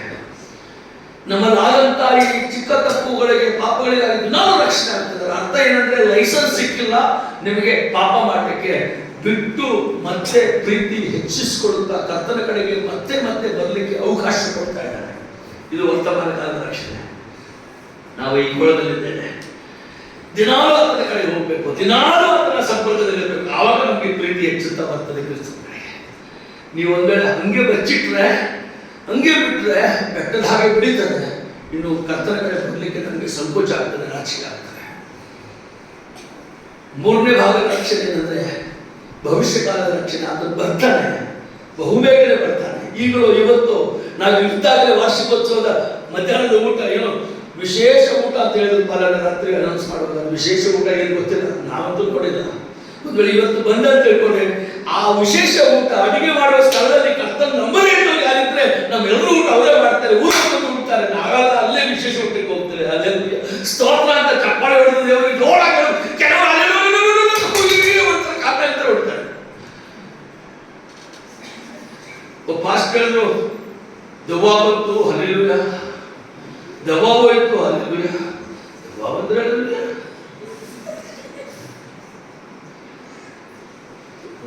ಇದು ವಿಶೇಷವಾದಂಥ ರೀತಿ. ಈ ಮೂರನೇ ರಕ್ಷಣೆ ಭಾಗಕ್ಕೆ ಬಂದಾಗ ನಮ್ಮನ್ನು ಮಹಿಮೆ ಬದಲಿಗೆ ಸೇರಿಸ್ತಾನೆ. ಈ ರಕ್ಷಣೆ ಏನಂದ್ರೆ ಇನ್ನು ಪಾಪಗೋಳಕ್ಕೆ ಸಮೀಪವಾಗದೆ, ಇನ್ನು ಪಾಪಕ್ಕೂ ನಮಗೂ ಸಂಬಂಧವಿಲ್ಲದೆ ನಿತ್ಯಕ್ಕೂ ನಮ್ಮನ್ನು ಬಿಡಿಸಿ ಈ ಶರೀರವನ್ನು ಮಹಿಮಾ ಪದವಿಯ ಶರೀರಕ್ಕೆ ಸೇರಿಸಿ ಆತನೊಂದಿಗೆ ಕರೆದುಕೊಂಡು ಹೋಗ್ತಾನೆ. ಇನ್ಮೇಲೆ ನಮಗೆ ರಕ್ಷಣೆ ಅವಶ್ಯಕತೆ ಇಲ್ಲ. ಸಂಪೂರ್ಣವಾದಂತಹ ನಿತ್ಯತ್ವದ ರಕ್ಷಣೆ. ನಮಗೂ ಪಾಪಕ್ಕೂ ಸಂಬಂಧವಿಲ್ಲ. ಯಾವಾಗ ಸಾಧ್ಯವಾಯಿತು? ಪ್ರೀತಿ ಕರ್ತನನ್ನು ಪ್ರೀತಿಸಿದಾಗ ಹೆಚ್ಚೆಚ್ಚುತ್ತಾ ಹೋದಾಗ ಅಲ್ಲಿಗೆ ಹೋದರು. ನಿಮ್ಮ ಪ್ರೀತಿ ಕುಗ್ಗುತ್ತಾ ಹೋಗ್ತಾರೆ, ನಿಮ್ಮ ಪ್ರೀತಿ ಹೆಚ್ಚಾಗಲಿಲ್ಲ. ನೀವು ಪ್ರೀತಿಯಲ್ಲಿ ಕೀಳಮಟ್ಟಕ್ಕೆ ಇಳಿದು ಹೋದರೆ ಇವತ್ತು ದೇವರು ಎಚ್ಚರಿಕೆ ಕೊಡ್ತಾ ಇದ್ದಾನೆ. ಪ್ರತಿನಿತ್ಯವೂ ಆತನನ್ನು ಪ್ರೀತಿಸಬೇಕು. ಪ್ರತಿನಿತ್ಯ ಪ್ರೀತಿಸುವವರು ಈ ಎರಡು ಯಾತ್ರೆಗಳ ವರ್ತಮಾನ ಕಾಲ ರಕ್ಷಣೆಯ ಯಾತ್ರೆಯಲ್ಲಿ ಪ್ರತಿದಿನವೂ ದೇವರನ್ನು ಪ್ರೀತಿಸುವವರು ಆತನ ಬಳಿ ಬಂದೇ ಬರ್ತಾರೆ. ಏನೇ ತಪ್ಪಾದರೂ, ಏನೇ ಚಿಕ್ಕ ಪುಟ್ಟ ವಿಷಯ ಕಸರಗಳಾದರೂ, ಏನೇ ಸಮಸ್ಯೆ ಆದರೂ ಬಂದೇ ಬರ್ತಾರೆ. ಅದಕ್ಕೆ ದಾವೀದನ ಬಗ್ಗೆ ಪುಸ್ತಕ ಕೃತ್ಯದಲ್ಲಿ ಹೇಳ್ತಾನಲ್ಲ, ಸ್ವಾಮಿ ಏನು ಹೇಳ್ತಾನಂದ್ರೆ, ನನ್ನ ಮನಸ್ಸಿಗೆ ಇಷ್ಟಪಟ್ಟವನು, ನಾನು ಮೆಚ್ಚಿದವನು. He is one who love, who is to my heart. ನನ್ನ ಹೃದಯಕ್ಕೆ ಆಳವಾಗಿ ನೆಟ್ಟಿದಂಥ ವ್ಯಕ್ತಿ. ಏನ್ ಗೊತ್ತಾ ಅವನಲ್ಲಿ ಇರುವಂಥದ್ದು? ಈ ವರ್ತಮಾನ ಕಾಲದ ರಕ್ಷಣೆಯನ್ನು ಪ್ರೀತಿಸಿದಂಥ ವ್ಯಕ್ತಿ ಆತ. ಒಬ್ಬ ಪ್ರವಾದಿ ಬರ್ತಾನೆ ಅರಸನ ಮನೆಗೆ. ಪ್ರವಾದಿಗಳು ಬಂದ್ರೆ ಸಾಧಾರಣವಾಗಿ ಅರಸನ ಮನೆಗಳಿಗೆ ಅರಸನ ಸಿಂಹಾಸನ ಸಾಗಿಸಕ್ಕೆ ಯಾರು ಹೋಗ್ಲಿಕ್ಕೆ ಸಾಧ್ಯ ಇಲ್ಲ. ಅರಸನ ಮನೆಗಳಿಗೆ ಯಾರು ಹೋಗ್ತಿಲ್ಲ, ಪ್ರವಾದಿ ಆಗಲಿ ಇದೇ ಆಗಲಿ. ರಾಣಿನೇ ಸ್ವಂತ ಹೋಗಕ್ಕೆ ಇಲ್ಲ. ಗೊತ್ತಾ ನಿಮ್ಗೆ? ರಾಣಿನೂ ಅರಸನ ಭೇಟಿಯಾಗಿ ಹೋಗಿದ್ರೆ ಮೊದಲೇ ಪರ್ಮಿಷನ್ ತಗೊಳ್ಬೇಕು, ಅಪಾಯಿಂಟ್ಮೆಂಟ್ ತಗೊಳ್ಬೇಕು. ಕೇಳದೆ ರಾಣಿನೂ ರಾಜ್ಯ ಸಂಸ್ಥಾನದಲ್ಲಿ ಅರಸನ ಮುಂದೆ ಹೋದ್ರು, ಅವಳನ್ನು ಕೊಳ್ತಾರೆ. ಇಷ್ಟೇ ಕಟ್ಟದಲ್ಲಿ ಹೋಗ್ತೀವಲ್ಲ ನಾವು, ಆಗ್ನೇತ ಹೋಗ್ಲಿಕ್ಕೆ ಇಲ್ಲ. ಆದರೆ ಪ್ರವಾದಿ ಯಾವುದೇ ಪರ್ಮಿಷನ್ ಇಲ್ಲದೆ ಬಂದು ಬಾಗಿಲು ತಡ್ತಾರೆ. ಆದರೂ ದಾವೀದನಿಗೆ ದೇವರ ಭಯ, ದೇವರ ಮೇಲೆ ಹೆಚ್ಚೆಚ್ಚದ ಪ್ರೀತಿ ಇರೋದ್ರಿಂದ ಬರ್ಮಾಡ್ಕೊಳ್ತಾನೆ. ಏನು ಪ್ರಶ್ನೆ ಬರ್ಮಾಡ್ಕೊಳ್ತಾನೆ. ಬರ್ಮಾಡ್ಕೊಂಡು ಒಳಗೆ ಬಂದ ಮೇಲೆ ದಾವೀದ್ ಏನ್ ವಿಷಯ ಹೇಳಿಕೆ ಬಂದಿರೋದು ಗೊತ್ತಾ? ಒಬ್ಬರಿಗೆ 100 ಕುರಿಗಳಿದೆ, 100 ಕುರಿ ಇದೆ. ಅರಸರು ಏನ್ ಮಾಡ್ಬೇಕು? 100 ಕುರಿ ಇದ್ದವನು ಉತ್ತರ ಕೊಡ್ಬೇಕಂತ. 100 ಕುರಿ ಇದ್ದವನು ಅವನಲ್ಲಿಂದ 1 ಕುರಿ ಕೊಯ್ಬೇಕಾ? ಇನ್ನೊಬ್ಬರಿಗೆ 1 ಕುರಿ ಇತ್ತು, ಆ 1 ಕುರಿ ಕೊಯ್ಬೇಕಾದ್ರೆ ಅರಸ ನೇರವಾಗಿ ಹೇಳ್ತಾರೆ, 100 ಇದ್ದರಲ್ಲಿ 1 ಕೊಯ್ದನ್ನು ಮಾಡಬೇಕು. ಇಲ್ಲ, ಒಂದ್ ವೇಳೆ ಒಂದೇ ಇದ್ದದ ಕುರಿಯನ್ನು ಕೊಯ್ದ್ರೆ ಏನ್ ಮಾಡೋಣ ಅಂದ್ರೆ ಸಿಟ್ಟಿಗೆದ್ದು ರೋಷಕ್ಕೆದ್ದು ದೇವರನ್ನು ಪ್ರೀತಿಸುವ ಕಾರಣ ರೋಷವಾಗಿದ್ದು ಅವ್ನು ಯಾರು ಒಬ್ಬರನ್ನು ಒಂದೇ ಕುರಿಯನ್ನು ಕೊಯ್ದು ನಮ್ಮ ರಾಜ್ಯದಲ್ಲಿದ್ರೆ ಅರಸನಾದ ನಾನು ಇವತ್ತೇ ಅವನು ಸಮಾಪ್ತಿ ಗಲಿಗೇರಿಸ್ತೇನೆ ಅಂತ ಸಿಟ್ಟಿದೆ ಅಂತ. ಈ ಸೇವಕರು ಕೂಡ ಬಹಳ ಧೈರ್ಯವಂತ, ಅರಸರಿಗಿದ್ದ ಧೈರ್ಯವಂತಾನೆ. ಸೇವಕರಂತವ್ರು ಬೇಕಾಗಿಲ್ಲ, ಅರಸ ಧೈರ್ಯವಂತ. ಬಹಳ ಜನ ಸೇವಕರು ಅರಸರು ನೋಡಿ ಭಯಪಟ್ಟು, ಜನರನ್ನು ನೋಡಿ ಭಯಪಟ್ಟು ಸಂಧಾನ ಮಾಡಿ ಹೊರಟೋಗ್ಬಿಡ್ತಾರೆ. ಬಿಡಿ, ಇವ್ರ ಜೊತೆ ಯಾಕೆ ತಲೆ ಕೆಡಿಸ್ಕೊಂಡು ಹೇಳೋದಕ್ಕೆ ಹೋಗ್ಬಿಡ್ತಾರೆ. ಅಂಥವ್ರು ದೇವರನ್ನು ಹೆಚ್ಚೆಚ್ಚಾಗಿ ಪ್ರೀತಿಸಲಿಕ್ಕೆ ಸಾಧ್ಯವಿಲ್ಲ. ಈ ಸೇವಕ ತನ್ನ ಅರಸನೇ ಏನ್ ಮಾಡಿದ ಗೊತ್ತಾ? ಒಂದು ಪರ್ಮಿಷನ್ ಇಲ್ಲದೆ ಒಳಗೆ ಬಂದಿದ್ದಾನೆ. ಪ್ರಿಯರ್ ಅಪಾಯಿಂಟ್ಮೆಂಟ್ ಇಲ್ಲ ಸೇವಕರಿಗೆ. ಏನೋ ಸೇರಿಸ್ಕೊಂಡ್ರೆ ಈಗ ಬಂದು ನನ್ನ ಮೇಲೆ ಬೆರಳು ತೋರಿಸ್ತಾನೆ ಅಂದ್ರೆ ಅರಸನ್ ಮಾಡ್ಬೋದೈತೇನೋ, ಏನಾದ್ರೂ ಮಾಡಿ ಮುಗಿಸ್ಬೋದು. ಆ ಪ್ರವಾದಿ ಒಳಗೆ ಬಂದೇ ಇಲ್ಲ ಅಂತ ಹೇಳ್ಬೋದು ಅರಸನು. ಆದ್ರೆ ಹೇಳಿದ ತಕ್ಷಣ ಏನು ಮಾತಾಡಲಿಲ್ಲ. ಆತನು ಸಿಂಹಾಸನದ ಮೇಲೆ ಕೂತಾಗ, ನ್ಯಾಯ ಮಾಡುವಾಗ ನಿಮಗೆ ಪರ್ಸನಲ್ ಲೈಫ್ ಆಫ್ ಡೇವಿಡ್ಸ್ ಅಂತ ಒಂದು ಪುಸ್ತಕ ಕಾಣ್ತದೆ. ಜಾನ್ ಡುಫಲ್ ಅಂತ, DUFI ಡುಫಲ್ ಅಂತ. ಅವರು ಪುಸ್ತಕ ಬರೆಯುವಾಗ ಸಿಂಹಾಸನದ ಹಿಂದೆ ಅನೇಕರು ಅರಸರು, ಮಂತ್ರಿಗಳು ತಮ್ಮ ಹಣಗಳನ್ನು, ಕದ್ದಂತ ವಸ್ತುಗಳನ್ನು ಬಚ್ಚಿಡಲಿಕ್ಕೆ ಲಾಕರ್ ಮಾಡ್ತಿದ್ರಂತೆ. ಇವರು ಸಿಂಹಾಸನದ ಕೋಣೆ ಮಾಡ್ಕೊಂಡಿದ್ರಂತೆ. He had a special room. ಅದು ಆತನ ಪ್ರಾರ್ಥನೆ ಸ್ಥಳವಾಗಿತ್ತಂತೆ. ಮನೆಯಲ್ಲಿ ಪ್ರಾರ್ಥನಾ ಸ್ಥಳ ಬೇರೆ ಮೇಲೆ ಸಿಂಹಾಸನದ ಮೇಲೆ ಕೂತಾಗ ಹಿಂದೆ ಸ್ವಲ್ಪ ಸಮಯ ಸಿಕ್ಕರೆ ಹಿಂದಕ್ಕೆ ಹೋಗಿ ಮೊಣಕಾಲಲ್ಲಿ ಪ್ರಾರ್ಥನೆ ಮಾಡುವಂತ ಸಮಯ. ಈ ಪ್ರವಾದಿ ಹೇಳಿದ ತಕ್ಷಣ ಗೊತ್ತಾಯ್ತು, ಅರಿವಾಯ್ತು, ತಿಳಿದುಕೊಂಡ. ನೀನೇ ಅಂದ್ಕೊಂಡೆ ಪ್ರವಾದಿ ಜೊತೆಗೆ ಇನ್ನೊಂದು ಮಾತಾಡಲಿಲ್ಲ. ಸಿಂಹಾಸನ ಎದ್ದ, ತನ್ನ ಹಿಂದಿನ ಕೋಣೆಗೆ ಹೋದ, ಓಡಾಡಿ ಜೋರಾಗಿ ಅಂತನು ಪ್ರಾರ್ಥನೆ ಮಾಡಿದ್ರು. ಹೌದು ಸ್ವಾಮಿ, ನಿನಗೆ ವಿರೋಧವಾಗಿ ನಾನು ಪಾಪ ಮಾಡಿದೆ. ಇನ್ಯಾರೋ ಅಲ್ಲ ಸ್ವಾಮಿ, ಇನ್ಯಾರೋ ಪ್ರೇರೇಪಿಸಿದಲ್ಲ, ಇನ್ಯಾರೋ ಹೇಳಿದ್ದಲ್ಲ. ನಾನು ಮಾಡಿದ್ದೇನೆ ಸ್ವಾಮಿ, ನನ್ನ ಸ್ವಂತದಾಗಿದೆ. ವರ್ತಮಾನ ಕಾಲದ ಸ್ಥಿತಿಯಲ್ಲಿ, ಪಾಪದ ಸಾಮೀಪ್ಯದಲ್ಲಿ, ಸಮುದ್ರದ ಉಪ್ಪಿನ ನೀರಿನಲ್ಲಿದ್ದೇನೆ ಅಂತ ಅರ್ಥ ಮಾಡಿಕೊಂಡು ಅದನ್ನು ಒಪ್ಪಿಕೊಳ್ಳುವಂತ ಮನಸ್ಸುಳ್ಳವರು. ಅದಕ್ಕೆ ದೇವರು ಹೇಳ್ತಾನೆ, ನನ್ನ ಮನಸ್ಸಿಗೆ ಮೆಚ್ಚುಗೆ ಆದಂತ ಇಷ್ಟವುಳ್ಳಂತ ವ್ಯಕ್ತಿಯಾಗಬೇಕು. ಇವತ್ತು ನಮ್ಮ ಪ್ರೀತಿ ಹೆಚ್ಚಾಗಬೇಕಾದ್ರೆ ಇದೇ ಒಂದು ಕಾರಣ ಇದೆ. ಇದು ನೀವು ಮಾಡುವುದಾದ್ರೆ ನಿಮ್ಮ ಪ್ರೀತಿ ದೇವರಿಗೆ ಹೆಚ್ಚೆಚ್ಚುತ್ತಾ ಇನ್ನೂ ಹೆಚ್ಚುತ್ತಾ ಹೋಗುತ್ತದೆ. ಅಷ್ಟೇ ಹೆಚ್ಚು ದೇವರು ನಮ್ಮನ್ನು ಪ್ರೀತಿಸುತ್ತಾರೆ. ಕೆಟ್ಟದ್ದನ್ನು ಹೇರಿಸಿಕೊಂಡು, ಒಳ್ಳೆಯದನ್ನು ಬಿಗಿಯಾಗಿಟ್ಟುಕೊಂಡು, ನಿಷ್ಕಪಟವಾದ ಜೀವನ ಮಾಡುತ್ತಾ ಕ್ರಿಸ್ತನನ್ನು ಧರಿಸಿಕೊಂಡು ಪ್ರೀತಿಯನ್ನು ಧರಿಸಿಕೊಳ್ಳುವಾಗ ನಮ್ಮ ಪ್ರೀತಿ ಹೆಚ್ಚೆಚ್ಚುತ್ತಾ ಹೋಗುತ್ತದೆ. ಒಂದು ವೇಳೆ ಪ್ರೀತಿ ಕಡಿಮೆ ಆಗ್ತಾ ಇದ್ರೆ ಇಷ್ಟರಲ್ಲಿ ಯಾವುದು ನಮ್ಮಲ್ಲಿ ಕಡಿಮೆ ಆಗುವುದು ನಾವು ವಿಚಾರ ಮಾಡಿಕೊಳ್ಳೋಣ. ಎಫೆಸರ ಪತ್ರಿಕೆ 3ನೇ ಅಧ್ಯಾಯದಲ್ಲಿ ಒಂದೆರಡು ವಚನಗಳು ನೆನಪಾದಲ್ಲಿ ಇಷ್ಟಪಡ್ತೇನೆ ನೋಡಿ. ಎಫೆಸರ ಪತ್ರಿಕೆ 3ನೇ ಅಧ್ಯಾಯದಲ್ಲಿ 18-19 ವಚನಗಳು. ಕ್ರಿಸ್ತನು ನಿಮ್ಮ ನಂಬಿಕೆಯ ಮೂಲಕ ನಿಮ್ಮ ಹೃದಯಗಳಲ್ಲಿ ವಾಸ ಮಾಡುವ ಹಾಗೆ ಆತನು ತನ್ನ ಮಹಿಮಾತಿಶಯದ ಪ್ರಕಾರ ಅನುಗ್ರಹಿಸಲಿ. ನೀವು ದೇವರ ಪ್ರೀತಿಯಲ್ಲಿ ನೆಲೆಗೊಂಡು ನಿಂತು ಅಗಲ ಉದ್ದ ಎತ್ತರ ಆಳ ಎಷ್ಟೆಂಬುದನ್ನು ದೇವಜನರೆಲ್ಲರೊಂದಿಗೆ ಗ್ರಹಿಸಲು ಜ್ಞಾನಕ್ಕೆ ಮೀರಿದ ಕ್ರಿಸ್ತನ ಪ್ರೀತಿಯನ್ನು ತಿಳುಕೊಳ್ಳಲು ಪೂರ್ಣ ಶಕ್ತರಾಗಿದ್ದು ದೇವರ ಸಂಪೂರ್ಣತೆಯ ಮಟ್ಟಿಗೂ ಪರಿಪೂರ್ಣರಾಗುವ ಹಾಗೆ ನಿಮಗೆ ದಯಪಾಲಿಸಲಿ ಎಂದು ಆತನನ್ನು ಬೇಡಿಕೊಳ್ಳುತ್ತೇನೆ. ನೋಡಿದ ಕ್ರಿಸ್ತನ ಪ್ರೀತಿ 18ನೇ ವಚನಕ್ಕೆ ಬಂದಾಗ ದೇವರ ಪ್ರೀತಿ ನೆಲೆಗೊಂಡರೆ, ನಿಮ್ಮಲ್ಲಿ ನಿಂತರೆ ಮಾತ್ರ ಅದು ಹೆಚ್ಚೆಚ್ಚುತ್ತಾ ಬರುತ್ತದೆ. How the love of god will increase ಅನ್ನೋದಕ್ಕೆ ಉತ್ತರ ಕೊಟ್ಟರು ಅವರು. ದೇವರ ಪ್ರೀತಿ ನಿಮ್ಮಲ್ಲಿ ನೆಲೆಗೊಂಡಿರಬೇಕು, ನೀವು ಆ ಪ್ರೀತಿಯಲ್ಲಿ ನಿಂತಿರಬೇಕು. You must be enrooted in the love of God. ದೇವರ ಪ್ರೀತಿ ನೆಲೆಗೊಂಡಿರ್ಬೇಕಂದ್ರೆ ಪ್ರೀತಿಯಲ್ಲಿ ಬೇರೂರಿರಬೇಕು. ದೇವರ ಪ್ರೀತಿ ನಮ್ಮಲ್ಲಿ ಬೇರೂರಿರಬೇಕು. ಬಲವಾಗಿ ಬೇರೂರಿದಂತ ಮರಗಳು ನೀವು ಎಷ್ಟು ಕಾಡಿಸಿ ಸುಮ್ಮನೆ ಬೆಳೆಯಲ್ಲ. ಬೇರು ಸರಿಯಾಗಿ ಬೇರೂರದೆ ಇದ್ರೆ ಎಷ್ಟು ದಟ್ಟವಾದಂತ ಮರ ಇದ್ರು ಸುಮ್ಮನೆ 4 ಜನ ಬಂದು ಕೆರಳಿಸ್ಬೋದಲ್ಲ. ತೆಂಗಿನ ಮರಗಳನ್ನು ಅಳಗಾಡಿಸಿ ಕೊಡಿದ್ದು ಎಷ್ಟು ಡೊಂಕವಾಗಿ ಹೋದ್ರು ಸರಳವಾಗಿದ್ರು ಯಾವುದೇ ಸ್ಥಿತಿಯಲ್ಲಿ ಹೋದ್ರು ಒಂದ್ಸರಿ ಬೆಳೆದೋಗಿ ನಿಂತ್ಬಿಟ್ರೆ ನಿಮ್ಮನ್ನ ಅಳಗಾಡ್ಲಿಕ್ಕೆ ಸಾಧ್ಯ ಇಲ್ಲ. ಮನೆ ಸಮೀಪಕ್ಕೆ ಹಾಕಿದ್ರೆ ನಿಮ್ಮ ಮನೆ ಗೋಡೆಗಳನ್ನ ಸಿಡಿಸ್ಬಿಡ್ತೇವೆ ಹೊರತು ಅವು ಅಳಗಾಡಲ್ಲ. ಈ ಪ್ರೀತಿ ಬಗ್ಗೆ ಎಫೆಸರ ಪಟ್ಟಣಕ್ಕೆ ಅವರನ್ನು ಬರೆಯುವಾಗ ಹೇಳ್ತಾನೆ, ನಿಮ್ಮ ಪ್ರೀತಿ ಕ್ರಿಸ್ತನಲ್ಲಿ ನೆಲೆಗೊಂಡಿರಲಿ, ಎನ್ರೂಟೆಡ್. ಆ ಪ್ರೀತಿಯಲ್ಲಿ ಗಟ್ಟಿಯಾಗಿ ನಿಂತ್ಕೊಂಡ್ರೆ ನಾವು ಪ್ರೀತಿಯಲ್ಲಿ, ಕ್ರಿಸ್ತನ ಪ್ರೀತಿಯಲ್ಲಿ ಪ್ರೀತಿ ಹೆಚ್ಚಾಗಲಿಕ್ಕೆ ನಮ್ಮ ಪ್ರೀತಿ ಎನ್ರೂಟೆಡ್ ಮಾಡಬೇಕು. ಪ್ರೀತಿಯಲ್ಲಿ ನೆಲೆಗೊಂಡಿರಬೇಕು, ಪ್ರೀತಿಯಲ್ಲಿ ಗಟ್ಟಿಯಾಗಿ ನಿಲ್ಕೊಳ್ಬೇಕು. ಪ್ರೀತಿ ನಿಲ್ಕೊಂಡು ಹೆಚ್ಚಾಗಲಿಕ್ಕೆ ಶೇಕ್ ಮಾಡಿದ್ರೆ, ಯಾರು ಶೇಕ್ ಮಾಡಿದ್ರೆ ನಮ್ಮ ಪ್ರೀತಿ ಅಳಗಾಡ್ದಂಗೆ ಗಟ್ಟಿಯಾಗಿ ನಿಂತ್ಕೊಳ್ಬೇಕು. ಆಗ ನಮ್ಮ ಪ್ರೀತಿಯ ಉದ್ದ ಆಗಲಿ, ಅಗಲ ಆಗಲಿ, ಎತ್ತರ ಆಗಲಿ, ಆಳ ಆಗಲಿ ಯಾರಿಗೂ ಅಳಿಯಲಿಕ್ಕೆ ಸಾಧ್ಯವಾಗಲ್ಲ. ಅಷ್ಟು ಬೆಳೆಬೇಕಂತ ದೇವರ ಆಶೆ.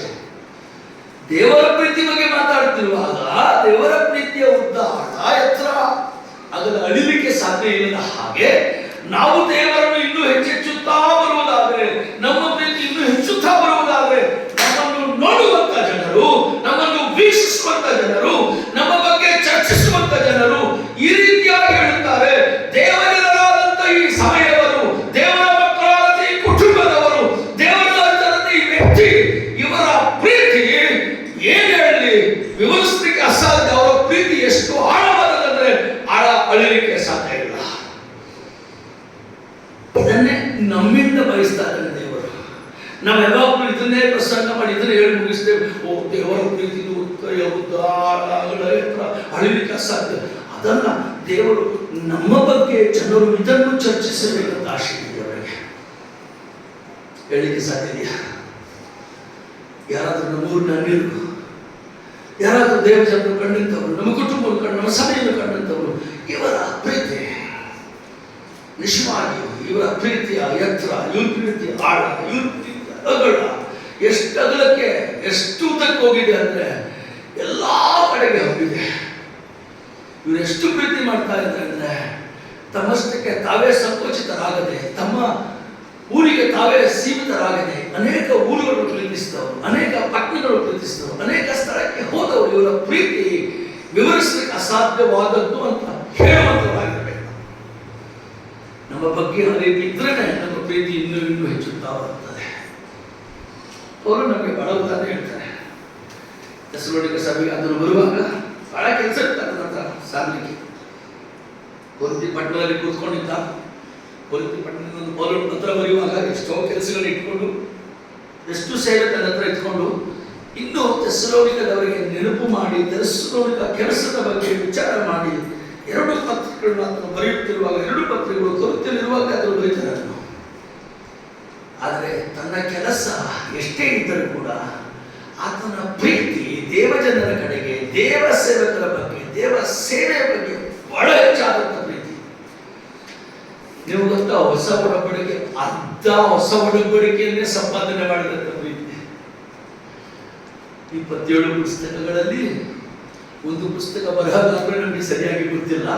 ಉಳಿದಂತ 26ರಲ್ಲಿ 13 ಬರಹಗಾರರ 13 ಪುಸ್ತಕಗಳ ಬರಹಗಾರನಾದಂತಹ ಈ ವ್ಯಕ್ತಿ ಕ್ರಿಸ್ತನಲ್ಲಿ ಪ್ರೀತಿ ಹೇಗೆ ಹೆಚ್ಚಾಗುತ್ತದೆ ವಿವರಿಸ್ತಾ ಹೋಗ್ತಾರೆ.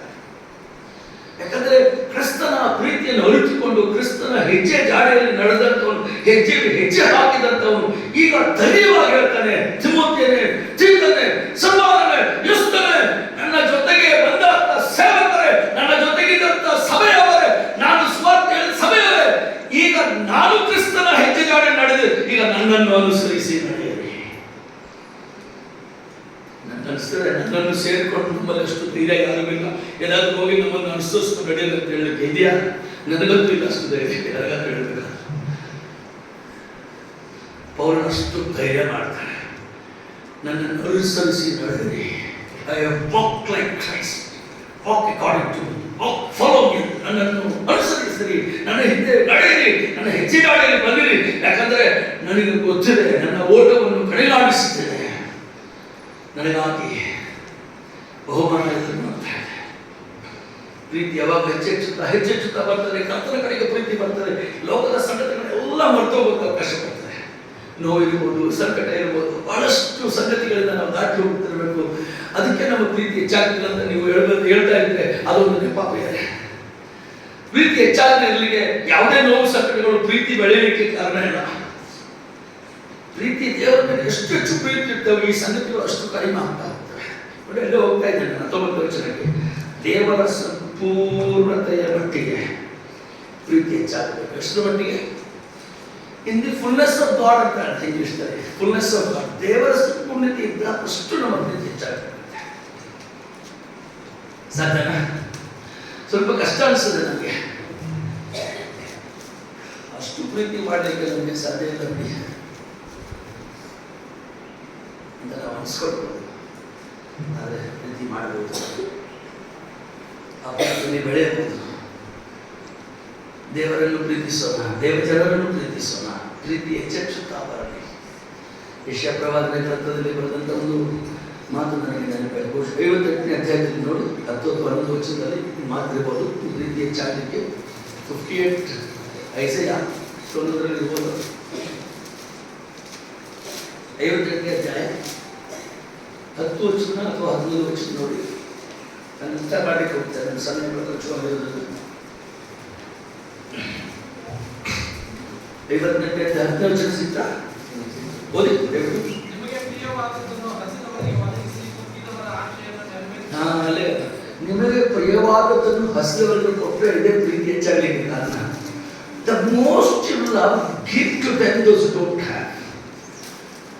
ನಮ್ಮ ಪ್ರೀತಿ ಯಾವಾಗ ಹೆಚ್ಚಾಗ್ತದೆ ಅಂದ್ರೆ, ಬಹಳ ಪ್ರೀತಿ ಇದೆ ನನಗೆ, ಈ ವಸ್ತು ಅಂದ್ರೆ ನಾನು ಇದನ್ನು ಬಿಡಕ್ಕಾಗಲ್ಲ, ನನಗೆ ಈ ವ್ಯಕ್ತಿ ಅಂದ್ರೆ ಬಿಡಕ್ಕಾಗಲ್ಲ, ಈ ಹಣ ಅಂದ್ರೆ ನಾನು ಬಿಡ್ಲಿಕ್ಕೆ ಆಗಲ್ಲ, ಈ ಹೆಣಾನ ಬಿಡ್ಲಿಕ್ಕಾಗಿಲ್ಲ. ಹಣ ಅಂದ್ರೆ ಹೆಣನೇ ಅಷ್ಟೇ. ಹೆಣ ಎಷ್ಟು ದಿನ ಇಟ್ಕೊಳ್ಬೋದು ನಮ್ಮ ಮನೆಯಲ್ಲಿ? ನಾನು ಹೆಂಡ್ತಿದ್ರೆ ನನಗೆ ಬಹಳ ಪ್ರೀತಿ. ನಾನು ತೀರ್ಕೊಂಡ ಮೇಲೆ ಒಂದು ನಾನು ತಿಂಗಳ ಮನೇಲಿ ಇಟ್ಕೊಳ್ಬೇಕಂತ ಮಾಡಿದ್ದೇನೆ. ಇವಾಗ ಏನ ನನ್ನ ಮಗ ಅಂದ್ರೆ ಬಹಳ ಪ್ರೀತಿ. ನನ್ನ ದೊಡ್ಡ ಮಗನ ಮದುವೆ ಆಯ್ತಲ್ಲ, ಅವ್ನು ಫಸ್ಟ್ ಟೈಮು ಡಿಗ್ರಿ ಮಾಡ್ಕೊಂಡು ಉದ್ಯೋಗಕ್ಕೆ ಬಾಂಬೆಗೆ ಹೋದಾಗ ಅವ್ನು ಬಿಟ್ಟು ಬಂದ್ಮೇಲೆ 3ನೇ ದಿನ ಬಂದು ನಮ್ಮ ಮನೆಯಲ್ಲಿ ಕೂತ್ಕೊಂಡು ಚೇರ್ ಮೇಲೆ ಅಳ್ತಾ ಇದ್ದೆ. ನಮ್ಮ ಮಿಸ್ರು ಹೇಗೆ ಅಳ್ತಾರೆ, ಅವ್ನು ಬಿಟ್ಟು ಯಾವತ್ತೂ ಇರಲಿಲ್ಲ, ಇವತ್ತು ಹೋಗಿದ್ದಂತ ನಾನು ಅಳ್ತಾ ಇದ್ದೆ. ಎಷ್ಟು ಪ್ರೀತಿ ನಿಮ್ಮ ಮಕ್ಕಳಿಗೆ ಅಂತ ಫೋನ್ ಮಾಡಿದ್ದು. ನಮ್ಮ ಮಗ ನಮ್ಮ ಕಣ್ಮುಂದೆ ತಿರ್ಕೊಂಡು ಒಂದು 2 ತಿಂಗಳು ಇಟ್ಕೋಬೋದ ಮನೆಯಲ್ಲಿ ಜನ? ಒಂದು ದಿನಕ್ಕಿಂತ 2ನೇ ದಿನ ಇಟ್ಕೊಳ್ಳೋಕ್ಕಾಗಲ್ಲ. ಫಸ್ಟ್ ಡೇ ಇರಬೇಕಾದ್ರೆ ಐಸ್ ಬಾಕ್ಸ್ ತರ್ತಾರೆ, 3 ದಿನ ನಾಡ್ತದೆ. ಹೆಚ್ಚಾಗಿ ಯಾವುದನ್ನು ಪ್ರೀತಿಸುತ್ತದೋ ಅದನ್ನು ಅವಶ್ಯಕತೆ ಇರೋರಿಗೆ ಕೊಡ್ರ.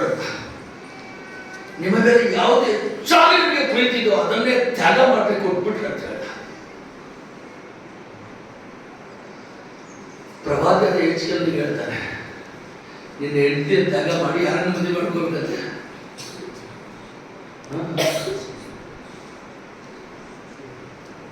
ಪ್ರವಾದಿ ಅಂತ ತಂದೆಗಳಿಗೆ ಹೇಳ್ತಾ ಇದ್ದಾನೆ, ದೇವಜನ ನಿಮಗೆ ಹೇಳ್ತಾನೆ, ನೀವು ಬಹಳ ಪ್ರೀತಿಸು, ಸ್ವಲ್ಪ ಬಿಡಿ, ಹಾಳಾಗುತ್ತಿರುವ ಜನರಿಗೆ ನಾನು ಪ್ರೀತಿ ಮಾಡಿ, ಅವ್ರ ಜೊತೆಗೆ ಹೋಗಿ ಊರಿಗೆ ನಿಮ್ಮ ಸುವಾರ್ತೆ ಸಾರಿ, ಅವರಿಗೆ ಪ್ರೀತಿ ಹೇಳಿ ನಿಮ್ಮ ಪ್ರೀತಿ ಹೆಚ್ಚಾಗ್ತದೆ.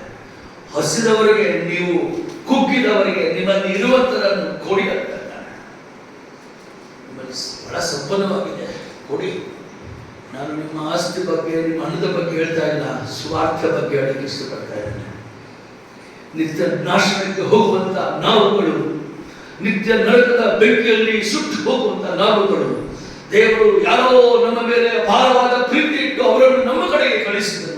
12 ಜನ ಶಿಷ್ಯರಲ್ಲಿ ಒಬ್ಬನಾದಂತ ಥೋಮನು ನಮ್ಮ ದೇಶದ ಮೇಲೆ ಪ್ರೀತಿ ಇಟ್ಟು ಪ್ರಾಣ ಕೊಡುವ ಮಟ್ಟಿಗೆ ಈ ದೇಶಕ್ಕೆ ಬಂದನು, ತನ್ನ ಪ್ರಾಣವನ್ನೇ ಕೊಟ್ಟನು ಸೇಂಟ್ ಥಾಮಸ್ ಚನೆ ಮೇಲೆ. ಅವನು ನಮ್ಮ ಮೇಲೆ ಪ್ರೀತಿಸಿದ ಕಾರಣ ನಾವು ರಕ್ಷಣೆಗೆ ಬಂದೆವು. ನಮ್ಮ ರಕ್ಷಣೆ ನನ್ನ ಕಡೆಗೆ ಬರಬೇಕಾದ್ರೆ ಯಾವುದೋ ದೇವಜನರು ನಮ್ಮ ಸಭೆಯಲ್ಲಿ ಬಂದು ನನ್ನನ್ನು ಪ್ರೀತಿಸಿ ಸುವಾರ್ತೆ ಸಾರಿದರು.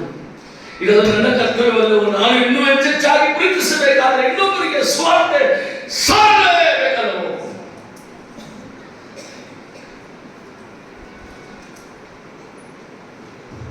ಜಾರ್ಖಂಡ್ನ ಒಂದು ಆದಿವಾಸಿ ಗುಡ್ಡಗಾಡಿನಲ್ಲಿ ಹೇಳಿದ್ದು ನನಗೆ ಗೊತ್ತಿಲ್ಲ, ಒಬ್ಬ ಸುವಾರ್ತಿಕನು ಸುವಾರ್ತೆ ಸಾರಲಿಕ್ಕೆ ಹೋದಾಗ ಅವರಲ್ಲಿ ಆ ಸುವಾರ್ತೆ ಸಾರಿದಂಥ ಸಮಯ 1902 ಆದಿವಾಸಿ ಗುಡ್ಡಗಾಡಿನಲ್ಲಿ. ಯಾವಾಗಲೂ ಅವು 1902 ಇರುವುದು 1860 ಆಗಲೇ ಮಿಷನರಿಗಳು ಸುವಾರ್ತೆ ಸಾರಿದಂಥ ಗುಡ್ಡಗಾಡಿಗೆ. ಕೆಲವು ಮಿಷನರಿಗಳು ತೀರ್ಕೊಂಡ್ರೆ ಅವ್ರ ಕಲ್ಲುಗಳ ಮೇಲೆ. ನಾನೊಂದು 15-16 ವರ್ಷದಿಂದ ಹೋಗಿ ಭೇಟಿ ಕೊಟ್ಟಿದ್ದ ಸ್ಥಳಕ್ಕೆ. ಗುಡ್ಡಗಾಡಿನಲ್ಲಿ ಮಿಷನರಿಗಳ ಕಲ್ಲುಗಳು ಅಲ್ಲೇ ಸಮಾಧಿ ಮಾಡಿದ್ದು. ಈ ಒಬ್ಬ ಸುವಾರ್ತೆಯನ್ನು ಧೈರ್ಯ ಮಾಡಿ ಅವ್ರ ಜೊತೆಗೆ ಹೋಗ್ತಾನೆ. ಕೇಳಲ್ಲ, ಸಾಧಾರಣವಾಗಿ ಕೇಳಲ್ಲ. ಗುಡ್ಡಗಾಡಿನ ಅವರಿಗೆ ಸ್ವಾರ್ಥ ಸಾರಲಿಕ್ಕೆ ಹೆಂಡತಿ ಒಬ್ಬ ಮಗನೊಂದಿಗೆ ಹೋಗ್ತಾನೆ, ಚಿಕ್ಕ ಮಗನು, 4 ವರ್ಷದ ಮಗನ ಜೊತೆಗೆ ಹೋಗ್ತಾನೆ. ಆ ಗುಡ್ಡಗಾಡಿನಲ್ಲಿ ಒಂದು ಗುಡಿಸಲಲ್ಲಿ ಮನೆ ತಗೊಳ್ಕೊಂಡು ಎಲ್ಲರಿಗೂ ಸ್ವಾರ್ಥ ಸಾರಲಿಕ್ಕೆ ಪ್ರಯತ್ನ ಮಾಡ್ತಾರೆ. ಒಂದೇ ಸ್ಥಳದಿಂದ ಮುಂಜಾನೆ ನಡ್ಕೊಂಡು ಹೋಗಿ ಬೇರೆ ಬೇರೆ ಹಳ್ಳಿಗಳಿಗೆ ಹೋಗಿ ಸುಮಾರು ಸುತ್ತಾಡಿಕೊಂಡು 1 ರಾತ್ರಿಗೋ 2 ರಾತ್ರಿಗೋ ಮತ್ತೆ ತಿರುಗಿ ಬರ್ತಾನೆ. ಯಾವಾಗ ಬರ್ತಾನೆ ಗೊತ್ತಿಲ್ಲ. ಸೇವಕರು ಹೆಂಡತಿ ಪಾಪ ಒಂದು ಮಗು 4 ವರ್ಷ ಮಗು ಬಿಟ್ಕೊಂಡು ಮನೆಯಲ್ಲಿ ಇರ್ತಾರೆ. ಆರಾಮಾಗಿ ಒಂದು 6 ತಿಂಗಳು ವರ್ಷ ಕಳೆದ ಸ್ವಾರ್ಥ ಬಹಳ ಅದ್ಭುತವಾಗಿ ಸಾಕ್ತಾ ಇದ್ದಾನೆ, ಅನೇಕರಿಗೆ ಸ್ವಾರ್ಥ ಹೇಳ್ತಾ ಇದ್ದಾನೆ. ಆದ್ರೆ ಈ ಜನರು ಮೊಂಟ್ರು ಇವರು ಬಹಳ ಸ್ವಾರ್ಥ ಕೇಳ್ತಾರೆ. ಕೆಲವರು ಮಾತ್ರ ಯಾವಾಗ ದೇವರ ಹತ್ರ ಬರ್ತಾ ಇದ್ರು, ಆದ್ರೆ ಇವ್ರು ಬಿಡ್ತಾ ಇಲ್ಲ, ಸ್ವಾರ್ಥ ಸಾಕ್ತಾರೆ. ಒಂದಿನ ಆ ಊರಲ್ಲಿ ಎಲ್ಲಾ ಕಡೆ ಕಾಲರ ಬಂದಿತ್ತು, ಮಗನಿಗೂ ಸ್ವಲ್ಪ ಜ್ವರ ಆಗಿ ಕಾಣಿಸ್ತು. ಆದ್ರೂ ಸ್ವಾರ್ಥಕ್ಕೆ ಹೋದ ಮತ್ತೆ ತಿರುಗಿ ಬರ್ತೇನೆ ಅಂತ ಹೇಳ್ದ. ಆದ್ರೆ ಅವತ್ತು 3 ದಿನದವರೆಗೆ ತಿರುಗಿ ಬರಲಿಲ್ಲ. ಅದೇ ರಾತ್ರಿ ಮಗು ತಿರುಗಿಕೊಂಡು 1 ದಿನ ಆಯ್ತು, 2 ದಿನ ಆಯ್ತು. ನಡುಗಳು ಶವದ ಮೇಲೆ ಬೀಳ್ತಾ ಇತ್ತು. ಅವಳೇನೋ ಎಲ್ಲೇ ತಪ್ಪಲ ತಗೊಂಡು ಹಿಂಗೆ ಆರಿಸ್ಕೊಂಡು ಪಾಪ ಅಳ್ತಾ ಕೂತಿದ್ರು. ಊರಿನಲ್ಲಿ ಯಾರು ಬರ್ತಾ ಇಲ್ಲ, ಗೊತ್ತಿಲ್ಲ. ಊರಿನವ್ರ ದಯೆ ಇತ್ತು, ಆದ್ರೆ ಇವರು ಕ್ರೈಸ್ತರಾಗಿದ್ದರಿಂದ ಹಿಂಗ್ ಸಮಾಧಿ ಮಾಡ್ಬೇಕೇನು ಗೊತ್ತಿಲ್ಲ. ಅವರು ಹಾಗೆ ಇದ್ರು. ಸಡನ್ ಆಗಿ 3ನೇ ದಿನ ಯಾರೋ ಒಂದು ಸ್ವಾರ್ಥ ಸಾರ್ಬೇಕಂತ ಮೈಕ್ ಹಿಡ್ಕೊಂಡು ಬಂದ್ರಂತೆ. ಅವ್ರ ಹತ್ರ ಊರವ್ರು ಹೋದ್ರು, ನಿಮ್ ಜನ ಅಲ್ಲಿದ್ದಾರೆ, ಸ್ವಲ್ಪ ನೋಡಿರ್ತಾರೆ, ಬಂದು ನೋಡಿ ಮಗ ತಿಳ್ಕೊಂಡಿದ್ದಾನೆ, ಅವ್ರ ಯಜಮಾನರು ಎಲ್ಲೋ ಹೋಗಿದ್ದಾರೆ, ಬರಲಿಲ್ಲ ಅಂದ್ಕೊಂಡು ಅವ್ರು ಬಂದು ನೋಡಿದ್ರು, ದುಃಖಪಟ್ಟರು, ಪ್ರಾರ್ಥನೆ ಮಾಡಿದ್ರು. ಅವರೇ ತೆಗೆದು ಸಮಾಧಿ ಮಾಡಿ ಪ್ರಾರ್ಥನೆ ಮಾಡಿ ಅವರು 3ನೇ ದಿನ ಹೊರಟು ಹೋದ್ರು. 4ನೇ ದಿನ ಸ್ವಾರ್ಥಿಕನು ತಿರುಗಿ ಬರ್ತಾನೆ. ಮಗು ಇರೋದ್ರಿಂದ ಸ್ವಲ್ಪ ತಿನ್ನಲಿಕ್ಕೆ ಜಿಲೇಬಿ ತಿಂಡಿ ಏನೋ ತೆಗೆದುಕೊಂಡು ಪಟ್ಲ ತಗೊಂಡು ಬರ್ತಾನೆ. ಮನೆಯಲ್ಲಿ ಬಂದ್ಬಿಟ್ಟೆ ಮಗು ಓಡಿ ಬರ್ತಾ ಇಲ್ಲ, ಇಂತಿನ ಕೇಳ್ತಾನೆ ಎಲ್ಲಿ ಮಗ ಅಂತ ಸಿಹಿ ಕೊಡ್ತಾಳ. ತಾಯಿ ಹೇಳ್ತಾಳೆ 4 ದಿನ ಇದ್ದೆ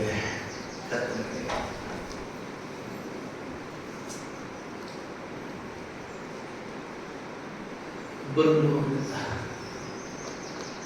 ಅಲ್ಲೇ ಬಂದು ಕರ್ತನೆ ಇಲ್ಲಿ ಬರ್ಲಿಕ್ಕೆ ನಿನ್ನ ಚಿತ್ತವಿತ್ತೋ ಅಂತ ನನಗೆ ಗೊತ್ತಿಲ್ಲ,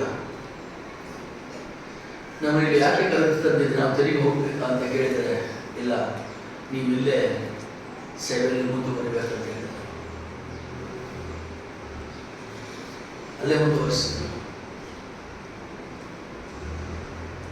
1902 ಹೋದಂತ ದೇವರಪುರದಲ್ಲಿ ಒಂದೇ ಮಗುವಿದ್ದಾನೆ.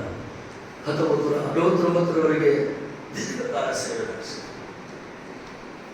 ಯಾಕಂದ್ರೆ ಗುಡ್ಡಗಾಡಿನ ಪ್ರದೇಶದಲ್ಲಿ ಅನೇಕರಿಗೆ ಸ್ವಾರ್ಥ ಸಾಧನೆ, ಅನೇಕ ಸಭೆಗಳನ್ನು ಸ್ಥಾಪಿಸಿದ, ಅದ್ಭುತವಾದ ಸೇವೆ ನಡೆಸಿ ಈಗ ಪಟ್ಟಣಕ್ಕೆ ನೀವು ಹೋದರೆ ಟಾಟಾ ನಗರದಿಂದ ಪ್ರಾರಂಭವಾಗಿ 172 ಕಿಲೋಮೀಟರ್ವರೆಗೆ ಗುಡ್ಡಗಾಡಿನ ಜನರ ಮಧ್ಯದಲ್ಲಿರುವಂಥ ಸ್ವಾರ್ಥ ಸೇವೆ, ಹೊಸ ಬಡವಣಿಗೆ ಸ್ವಾರ್ಥ ಎಷ್ಟು ಅದ್ಭುತವಾಗಿದೆ ಅಂದರೆ, ಮಗುವನ್ನು ಕಳೆದುಕೊಂಡು ಕೂಡ ಕುಟುಂಬದ ವ್ಯವಸ್ಥೆ ಗೊತ್ತಿದ್ರು ಕೂಡ ಕಾಲುಗಳಿಗೆ ನಡೆದು ಸ್ವಾರ್ಥ ಸಾಧಂತ ಜನರು ಇವರ ಪ್ರೀತಿ ಕ್ರಿಸ್ತನಿಗಾಗಿ ಹೆಚ್ಚೆಚ್ಚುತ್ತಾ ಹೋಗುತ್ತಿದೆ.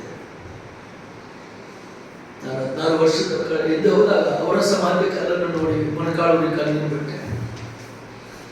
ನಮ್ಮ ಕಣ್ಣುಗಳನ್ನು ಮುಚ್ಚಿಕೊಳ್ಳೋಣ. ದೇವರ ಪ್ರೀತಿ ನಮಗೆ ಒತ್ತಾಯ ಮಾಡ್ತಾ ಇದೆ. ಪ್ರೀತಿ ಇನ್ನೂ ಹೆಚ್ಚೆಚ್ಚುತ್ತಾ ಬರಬೇಕಂತ ಹೇಳ್ತಾ ಇದೆ.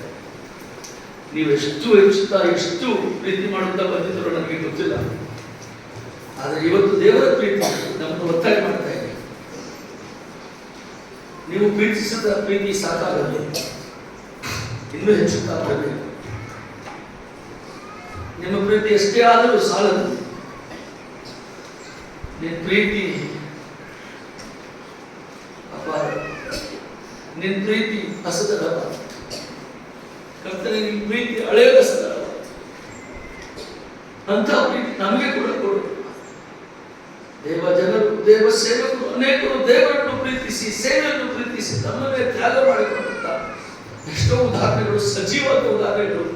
ಎಲ್ಲೋ ಹೊರದೇಶದಿಂದ ಬಂದಂತರನ್ನ ನಮ್ಮ ದೇಶದ ಸ್ವಾರ್ಥಿಕ ಮಿಷನರಿಗಳ ಕೂಡ ಕಥೆ ಇದೆ. ಅದೇ ರೀತಿ ನಮ್ಮನ್ನು ಕೂಡ ಕರೀತಾ ಇದ್ದಾನೆ. ನಮ್ಮ ಪ್ರೀತಿ ಕರ್ತನ ಬಗ್ಗೆ ಹೆಚ್ಚಾಗಲಿ, ನಮ್ಮ ಪ್ರೀತಿ ಸ್ವಾರ್ಥೆಗಾಗಿ ಹೆಚ್ಚಾಗಲಿ, ನಮ್ಮ ಪ್ರೀತಿ ಸೇವೆಗಾಗಿ ಹೆಚ್ಚಾಗಲಿ, ನಮ್ಮ ಪ್ರೀತಿ ನಶಿಸುವಂತ ಆತ್ಮಗಳಿಗಾಗಿ ಹೆಚ್ಚಾಗಲಿ. ನಾವು ಯಾವುದನ್ನು ಹೆಚ್ಚಾಗಿ ಪ್ರೀತಿಸುತ್ತಾ ಇದ್ದೇವೆ ಇವತ್ತು ಮಧ್ಯಾಹ್ನ ನಿರ್ಣಯ ಮಾಡಿ, ಲೆಟ್ ಅಸ್ ಡಿಸೈಡ್.